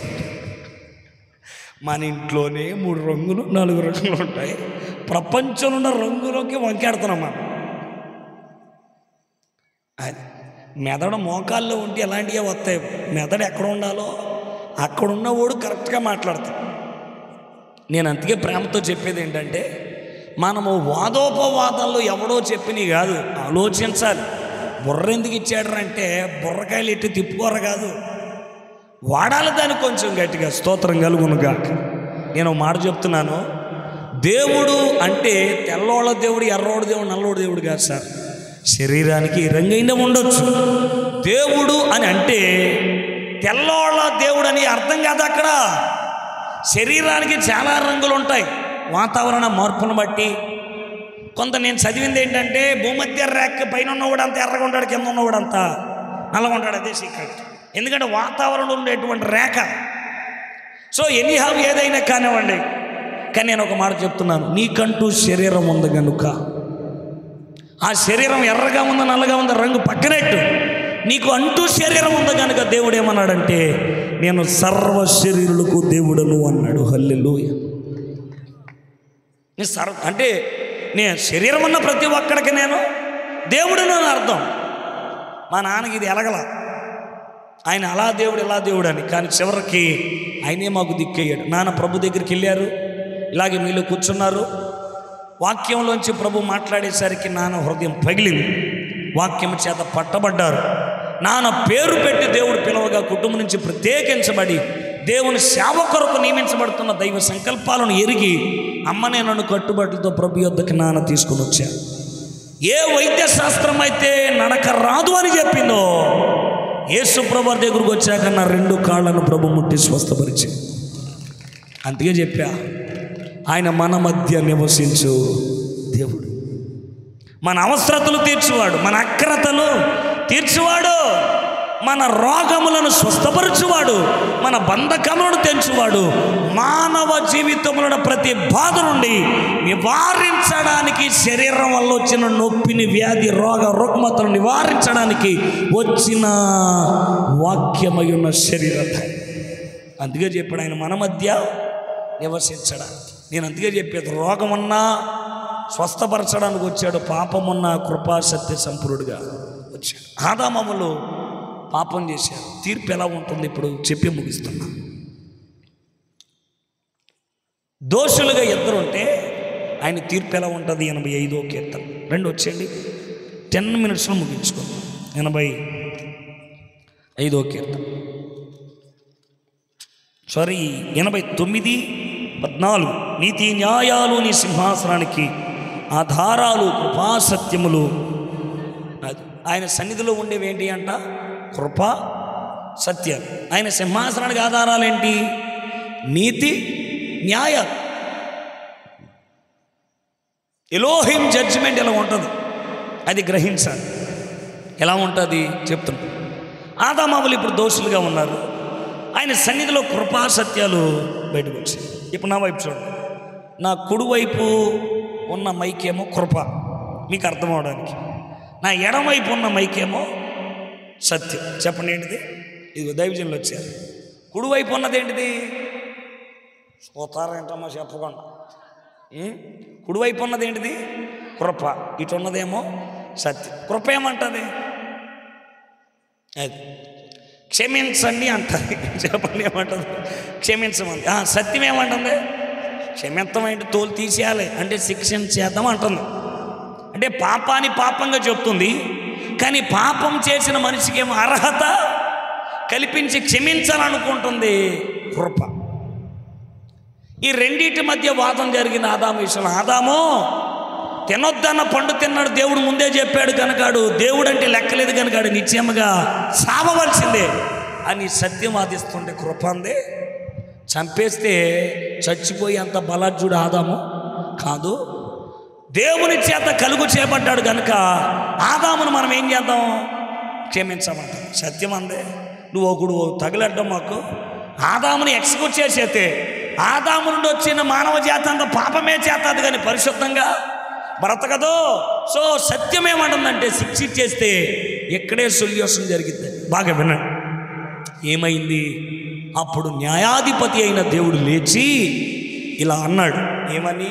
కృపా సత్యాలు మీరు నెమ్మదిగా ఉండండి, నేను నా పిల్లలకి ఇలా తీర్పు తీర్చబోతున్నాను. ఎలా అంటే కృపని నిలువకర్రగా నిలవబడమన్నాడు ఆయన. ఎలాగా? నిలువకర్రగా. సత్యాన్ని అడ్డకర్రగా నిలవబడమన్నాడు. స్తోత్రం కలుగునుగా. ఏమైంది? ఎదరోళ్ళకి వెలిగి వెనకాల గారిపోయినట్టుంది చప్పట్లో. ఎందుకు ఈ మాట చెప్తున్నానంటే కృపా సత్య సంపూర్ణుడిగా మన మధ్య ఎందుకు వచ్చాడంటే కృపేమో క్షమించింది, సత్యమేమో అడ్డగించింది. అందుకని అడ్డంగా ఉంది, ఇదేమో నిలువుగా ఉంది. ఏమైంది? సిలువ. ఈ సిలువ మీదే కృపా సత్య సంపూర్ణుడుగా ఉన్న శరీరధారి తన శరీరాన్ని దీనికి వెలగా చెల్లించి మనకు మరణము నుండి విడుదలను అనుగ్రహింపచేశాడు. అందుకే పస్కా పండుగ. చెప్పు ఎందుకు? ఇందుకే పస్కా పండుగ. అన్నోళ్ళు వచ్చారు, ఇల్లు ఉన్నారా? ఉండను మీకు అర్థం అవడం. ఓ పాట మనందరికి తెలుసు. నా పాపము బాప నరరూపివైనావు, నా శాపము బాప నలిగి వ్రేలాడితివి, నాకు చాలిన దేవుడ నీవే నా స్థానములో. ఎందుకో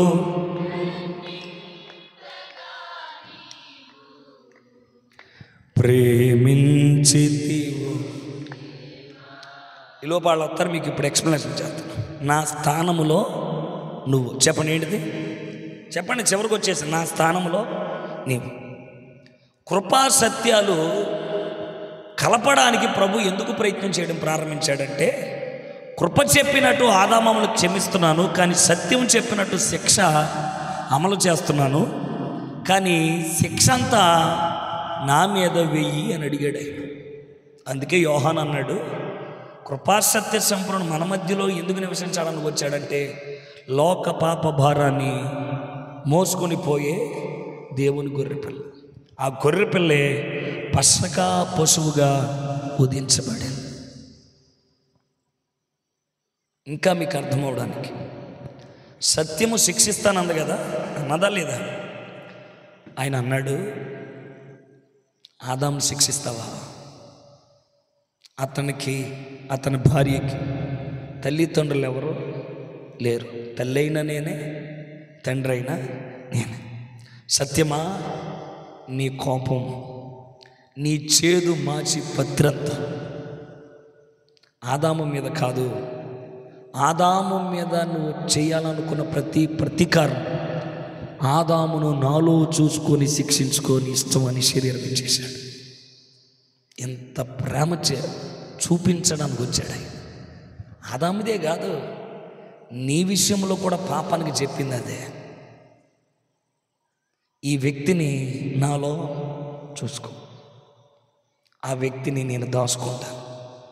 అతని మీద పడి ప్రతి కొరడ, అతని మీద పడి ప్రతి ఉమ్ము, అతని మీద పడి ప్రతి దెబ్బ, అతనిని తన్నే ప్రతి తన్ను నన్ను తన్నండి, నన్ను కొట్టండి, నా మీద ఊయండి, ఎందుకంటే అతని పాపం నేను తీసుకున్నాను. స్తోత్రం కలుగునుగా. హల్లెలూయా. ఎంత ప్రేమ కలిగిన దేవుడు ఎక్కడన్నా కనబడతాడా నీకు? స్వార్థంగా ఆలోచించే ఈ సమాజం, ప్రతిఫలాలు లేకుండా ఏది కోరుకోలేని సమాజంలో తోబుట్టులే, ఒక అమ్మ కడుపున పుట్టిన పిల్లలే అన్న విషయంలో తమ్ముడు సేవ్ చేయలేడు, తమ్ముడికి అన్న సేవ్ చేయలేని ఎవరి జీవితాల గురించి వారే ఆలోచించుకొని ఈ లోకములో ఎక్కడో ఆకాశ మహాకాశాలు పట్టజలని దేవాతి దేవుడు, నీ పాపాన్ని నా మీద వేసుకుంటాను, నిన్ను నా రెక్కల చాటున దాస్తాను, పాపము కొట్టే ప్రతి దెబ్బ నిన్ను నాలో చూసుకొని అపవాదికి అప్పగించుకుంటాను, పాపానికి అప్పగించుకుంటాను, శత్రువుకి అప్పగించుకుంటాను అని నిన్ను దాచి ఆయన సిలువకి ఎక్కడం ఎక్కడైనా గమనించావా? ఎందుకు? ఆ రోజు ఆయన మనపక్షంగా నిలబడకపోతే సిలువకి మధ్యలో జరిగిన వధ, ఆ వధ అంతా మనం అనుభవించాల్సి వచ్చినది నిశ్చయం. అందులో అద్భుతంగా రాయబడిన పదాలు ఏంటంటే, నన్ను నీలో చూచుకున్నావు, నన్ను దాచి. పాట పాడతాం, ఎందుకు దాచాడో తెలియదు, ఎందుకు చూసుకున్నాడో తెలియదు మనకి. ఎందుకు చూసుకున్నాడంటే నువ్వు చావడం ఆయనకి ఇష్టం లేదు. ఆదాముతో చెప్పాడు, నువ్వు చచ్చిపోవడం నాకు ఇష్టం లేదు ఆదామా, పండు తినొద్దురా అని చెప్పాడు. పండు తిన్న తర్వాత కూడా ఆదామును చావుకు అప్పగించలేకపోయాడు ఆయన. ఇది నిజమైన తండ్రి ప్రేమ. ప్రాణాన్ని అడ్డు పెట్టాలి. ఎలోహిం అడోనాయ్ అనే దేవుడిలో ఉన్నటువంటి సర్వమూర్తిమత్వం. ఎవరున్నారు ఇలాంటి ప్రాణత్యాగం చేయగలిగిన దేవుడు? స్తోత్రం కలుగునుగా. హల్లెలూయా. ఇలాంటి ప్రియుడు దొరకడం అరుదు. ఆయన కృపా సత్య సంపూర్ణుడుగా మన మధ్య నివసించడానికి వచ్చాడు. అందుకనే 2025 సంవత్సరాల క్రితం పస్కా బలి పశువులాగా ఆయన గొలుగొత్త మెట్ట మీద ప్రాణానికి పనంగా క్రయదానాన్ని చెల్లించాడు. స్తోత్రం కలుగు. ఆశ మీద యజ్ఞాల్లో కూడా, వేద ఉపనిషత్తుల్లో కూడా అలా అదే చెప్పింది. మచ్చలేని మేకను తీసుకోవాలి, బలుసు కంపన మేకకు చుట్టాలి, సోమరసాన్ని తాగించాలి, మేకులు కొట్టాలి అట్టిడు కదలకుండా మేకకి. అంత మాత్రమే కాదు, ఆ మేకకు కట్టిన ప్రేత వస్త్రాన్ని కృతువులందరూ కలిసి దాన్ని 4 పెలకలుగా పంచుకోవాలి. ఆ తర్వాత యూపస్తంభానికి కట్టి కొట్టాలి, చంపి ప్రాణ ప్రతిష్ఠ లేదా ప్రాణ ప్రోక్షణ చేసి చంపిన సమేత యజ్ఞ బలి పశువు భుజించాలి ఆహారము. కానీ అసమేత యజ్ఞాలు వేద గ్రంథాలు చెప్పాయి. దానిని బైబిల్లో మచ్చలేని గొర్రె పిల్ల నజరేయుడైన యేసు, స్తోత్రం కలుగునుగా. యూపస్తంభానికి కట్టాలని చెప్పారే, ఆయనను సిలువని కొయ్యకు కట్టి కొట్టారు. సోమరసాన్ని తాగించమని చెప్పింది, ఆయనకి చేదు చెరకను అందించారు. కాళ్ళు చేతుల్లో చువ్వలు గుచ్చాలని చెప్పింది, ఈయన కాళ్ళ చేతులు మేకులు గుచ్చారు. ఒక్క ఎముక కూడా విరగకూడదు. అజమేధ యజ్ఞంలో ఉన్నటువంటి బలి పశువైన మేకకి బైబిల్ చెప్తుంది, ఆయన ఎముకలలో ఒకటి కూడా విరువబడలేదు. యేసుకు శిక్ష విధించిన రోమా సైనికులు 4 రకాలుగా వస్త్రాన్ని పంచుకున్నారు, చంపారు. కానీ గొర్రెపిల్ల మృత్యుంజయుడై మూడో దినాన తిరిగి ప్రాణ ప్రతిష్ఠ మానవుడికి అనుగ్రహింపచేసింది. స్తోత్రం కలుగును. ఇదిగో ఆయనే అజమాద యజ్ఞములో బలి పశువైన పస్కా గొర్రె పిల్ల. అందుకనే ఈ రాత్రి దైవజనుడు విక్టర్ పోలయ్య గారు మీకోసం పస్కా పండుగలు మీ మధ్యలో నిర్వర్తించింది. ఎందుకంటే ఆ పస్కా, ఆ గొర్రె పిల్ల మన కొరకు చేసిన త్యాగం నువ్వు తెలుసుకొని ఆ రక్షణలో నువ్వు పాలిభాగస్తుడుగా మార్చబడడానికి స్తోత్రం కలుగునుగాక. ఎంత గొప్ప రక్షణ నిర్లక్ష్యము చేసిన ఎడల మనము ఇలాగూ తప్పించుకుంటాం, సాధ్యము కాదు. అందుకే సిలువలో రెండవ దొంగ అన్నాడు, నాకు నీ రాజ్యములో జ్ఞాపకం చేసుకోవాలన్నా, నీ రాజ్యము కావాలి. మొదటోడు అడిగిన దానికి రెండవడు అడిగిన దానికి చాలా వ్యత్యాసము. ఈ రోజుల్లో ఎక్కడ కూడా వచ్చిన మీలో ఎవరైనా మొదటి దొంగోడు లాంటి ఆలోచన ఉంటే మానుకో. మొదటోడు దొంగోడుకున్న ఆలోచన ఏంటి? నువ్వు శక్తిమంతుడు అయితే నువ్వు కూడా నన్ను సిలువలోంచి కాపాడు, రక్షించప్పుడు నిన్ను దేవుడని నమ్ముతారు. అది ఒకడు అంటాడు మీ దేవుడు గొప్పడైతే రాత్రి రమ్మని కల్లోకి అంటే నోటి నిండా పొగాకు ఉంటుంది ఆడికంట కల్లోకి వచ్చి కాబట్టి రోడ్డు అమ్మటి వెళ్ళేవాడిని ఎగాదేగా చూస్తాడు, కళ్ళన్నీ అపవిత్రమే. కానీ ఆయన కంటికి యేసుప్రభువు కనబడాలంట దేవుడు. నీ కంటికి కనబడి నిరూపించుకోవాల్సిన అవసరం ఏముంది? ఆయన ఎప్పుడో నిరూపించుకున్నాడు, నేను సర్వశక్తి కలిగిన దేవుడిని. హల్లెలూయా. డాక్టర్ అయితే నాకు సర్టిఫికేట్ ఏమని అడుగుతావా? నిరూపించబడితేనే కదా ఆయన హాస్పిటల్ కట్టేది. దేవుడు నిరూపించబడ్డాడు. ఒకవేళ ఈడు అడిగిన కోరికే గనక నెరవేర్చబడింది అనుకున్నాం, సిలువలోంచి దించేసాడండి. ఎక్కడికి వెళ్ళాలి ఇప్పుడు? మాట్లాడండి. సిలువలోంచి దించేశాడు, ఆడు కోరిక గ్రాంటెడ్ చేశాడు, తదాస్తు అన్నాడు. ఇప్పుడు ఆడు ఎక్కడికి వెళ్తాడు? ఏంటా మనం చూస్తున్నారు? సో పారిపోయి ముస్తాబాద్ వచ్చేసారు, మీరే దాచేశారండి అనుకుందాం. మొదటి దొంగోడిని మీరే దాచేశారు. ఇప్పుడు ఆడిది విజయవాడ అనుకుందాం, ముస్తాబాద్లో దాచేది ఎవరికి తెలియదు, కొండల్లో దాచేశారు. ఇప్పుడు ఏ నేరం జరిగినా గుర్తొచ్చేది ఎవడో? ఈడే. చెప్పండి, ఎవడో? ఈడే గుర్తొస్తాడు. పోలీసు వాళ్ళు ఎవరిని అరెస్ట్ చేస్తారు? ఇప్పుడు ఈయనే. నేరం చేసిన అరెస్ట్ చేస్తారు, నేరం చేయకపోయినా. ఇప్పుడు తీసుకెళ్ళిపోతారు మళ్ళీ ఎక్కడికి? సిలువేసేత్తకి. సిలువేత్తాకి ఇప్పుడు తీసుకెళ్ళారనుకో రెండోసారి. మొదటిసారి క్షమించే కృపా సత్య సంపూర్ణుడు ఉన్నాడు, ఇప్పుడు ఉండడం. ఈ సంగతి మహామేధవిగా ఆలోచించేశాడు రెండోవాడు. యెహోవా దొరికిన కాలంలోనే వెతకాలి, ఇదే మిక్కిలి అనుకూల సమయం, నేడే రక్షణ దినం. మరలా యేసు అనే రక్షకుడు కృపా సత్య సంపూర్ణుడు దొరకడు. పస్కా బలి పశువు నాకు దొరకదు. క్షమించే దేవుడు నా పాపాన్ని తనలో చూసుకొని నన్ను విమోచించే ఈ కృపా సత్య సంపూర్ణ నాకు దొరకడు. కనుక వెంటనే ఆయన కాళ్ళు పట్టుకోవడానికి ప్రయత్నం చేసేలాగా అన్నాడు, అయ్యా నీ రాజ్యంలో నన్ను జ్ఞాపకం చేసుకో. హల్లెలూయా. అనగానే దేవుడు ఏమన్నాడు? నేడు నువ్వు నాతో కూడా పరదేశం. ఇప్పుడు పర్మిషన్ గ్రాంటెడ్. ముందోడికి లేదు, రెండోవాడికి గ్రాంటెడ్ అయింది. ఏంటి? రక్షణ ఇవ్వడానికి లోకానికి వచ్చాడని స్తోత్రం కలుగునుగాక. గొర్రె పిల్లగా వచ్చి మన కొరకు ప్రాణం పెట్టాడు 2025 సంవత్సరాల క్రితం. సార్, తీర్పులు భూమి మీదకి శరవేగంగా కదలబోతున్నాయి. ఇప్పుడు ఆయన గొర్రె పిల్లగా లేడు, కొదమ సింహంగా భూమి మీదకి రాబోతున్నాడు. అప్పుడు రక్షణ తెచ్చిన దేవుడు ఇప్పుడు వాని క్రియల చొప్పున జీతం పట్టుకొని వస్తున్నాడు. ఎవడు రక్షించబడ్డాడో వాడికి దేవుని రాజ్యం ఇవ్వడానికి స్తోత్రం కలుగునుగాక. యేసు అనే దేవుని ద్వారా తప్ప పాపానికి విమోచన దొరకదు.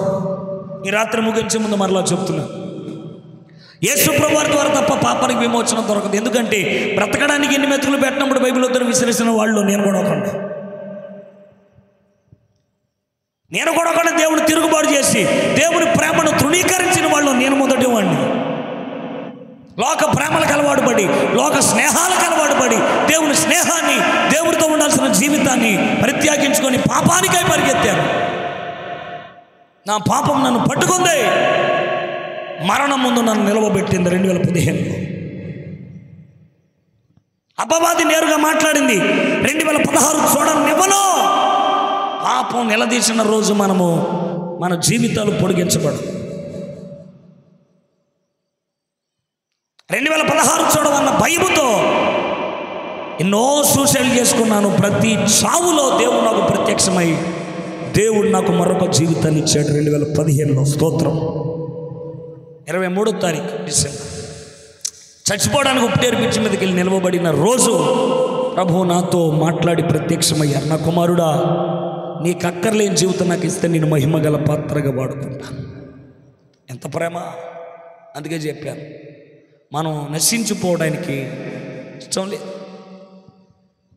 ప్రేమ చామదో, మనల్ని బ్రతికించాలన్న తపనతో ఆ రాత్రి నాతో మాట్లాడారు. నన్ను నేనుగా నా ప్రతి పాప, నా ప్రతి లోపం, నా ప్రతి అవిధ, నా ప్రతి తిరుగుబాటు ఆయన దగ్గర ఒప్పుకున్నాను. ఒప్పుకున్నవాడు ఖచ్చితంగా క్షమించబడి కనికరించబడతాడు. ఆ రాత్రి ప్రభు చేత కనికరించబడ్డాను. మరలా నా జీవితంలో నూతన సృష్టి ప్రారంభించబడింది. తిరిగి జన్మించబడిన తరువాత దేవుని కుమారుడుగా నేను మార్చబడ్డాను. హల్లెలూయా.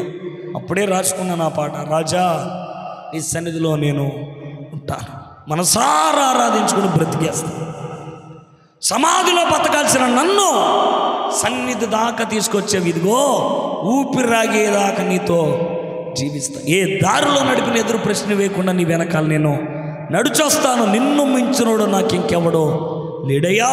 కోల్పోయినవని నాకు ఇవ్వడానికి, బాధల్లో నన్ను బ్రతికించడానికి నువ్వు రాకపోతే నేను ఏమైపోదును అని ఆ రాత్రి భయముతో దేవునికి నా జీవితాన్ని అప్పగించిన ఈ జీవితం స్వీకరించిన దేవుడు ఇదిగో ఈ చిన్న జీవితాన్ని ఎంత పెద్ద ప్రపంచానికి పరిచయం చేశాడు.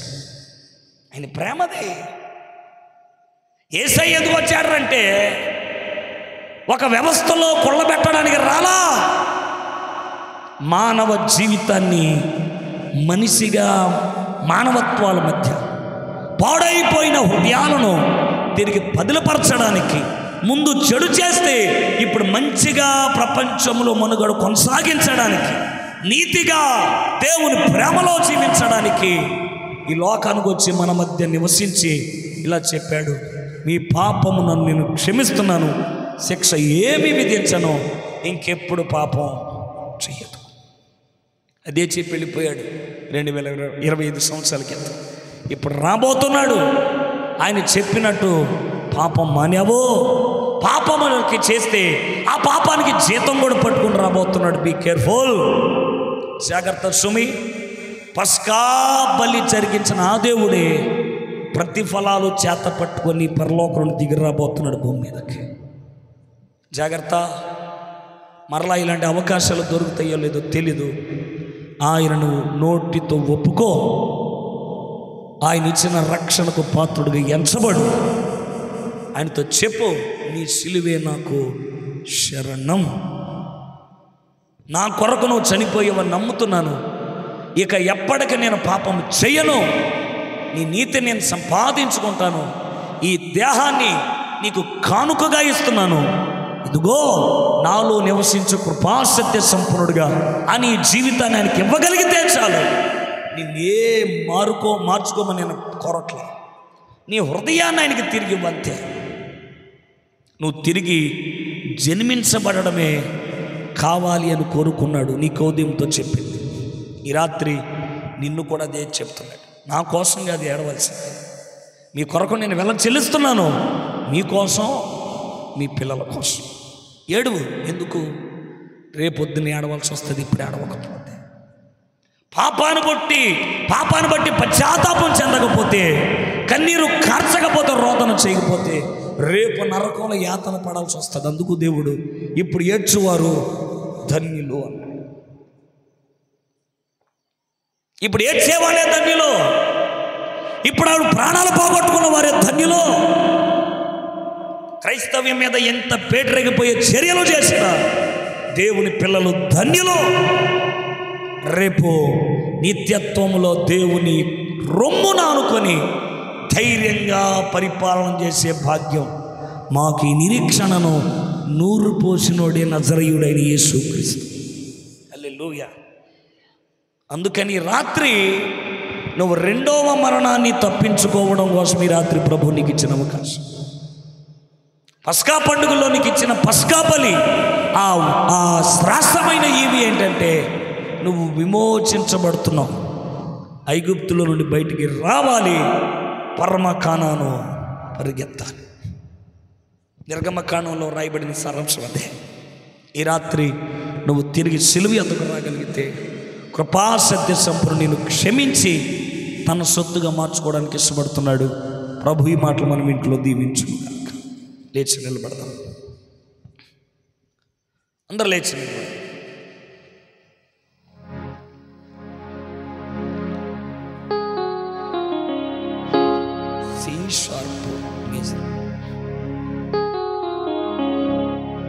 ప్రార్థించాం. చేతులను పైకెత్తుదామా. కృపా సత్య సంపూర్ణుడా, నాతో నివసించండి, మా మధ్య నివసించండి. నాకు నీకు మధ్య ఉన్న పాపాన్ని చెడును తీయండి. నీ నూతన సృష్టిగా నన్ను మలుచు. ప్రార్థన చేసుకో. కొద్దిసేపు ప్రార్థన చేయి. కొద్ది నిమిషాలు అలా ప్రార్థన చేయి. అటు ఇటు చూడకు. నీ హృదయాన్ని అంతా ఆయన ముందు పెట్టు. ఇది మిక్కిలి అనుకూల సమయం అనుకున్నాడు రెండవ దొంగ. అందుకనే దేవుని రాజ్యం కొరకు ఏడ్చాడు. పాపము నీ మీద ఏలుబడి చేస్తుంటే చెప్పాడు, ఈమెను నాలో చూసుకొని శిక్షించు. ఎంత ప్రేమ! ఆయన ఒంటి మీద పడిన ప్రతి కొరడా దెబ్బ న్యాయబద్ధమైంది కాదు. మనకు పడితే అది న్యాయం, ఎందుకంటే చేసింది పాపం మనం కనుక. కానీ యేసు ప్రభువులో ఏ పాపం లేదు. ఆయన మన కొరకైనా పాపముగా పరిగణించబడ్డాడు. ప్రార్థన చేయి. అయ్యా, నన్ను నూతన సృష్టి చేయి. నీ కృపలో, నీ సత్యములో నేను బ్రతుకుట నాకు నేర్పు. నేను నీతో జీవించడానికి, నీ యందు నేను ఫలించడానికి రాత్రి నీ దగ్గరకు వస్తున్నాను. ప్రార్థన చేస్తున్నావా? హల్లెలూయా.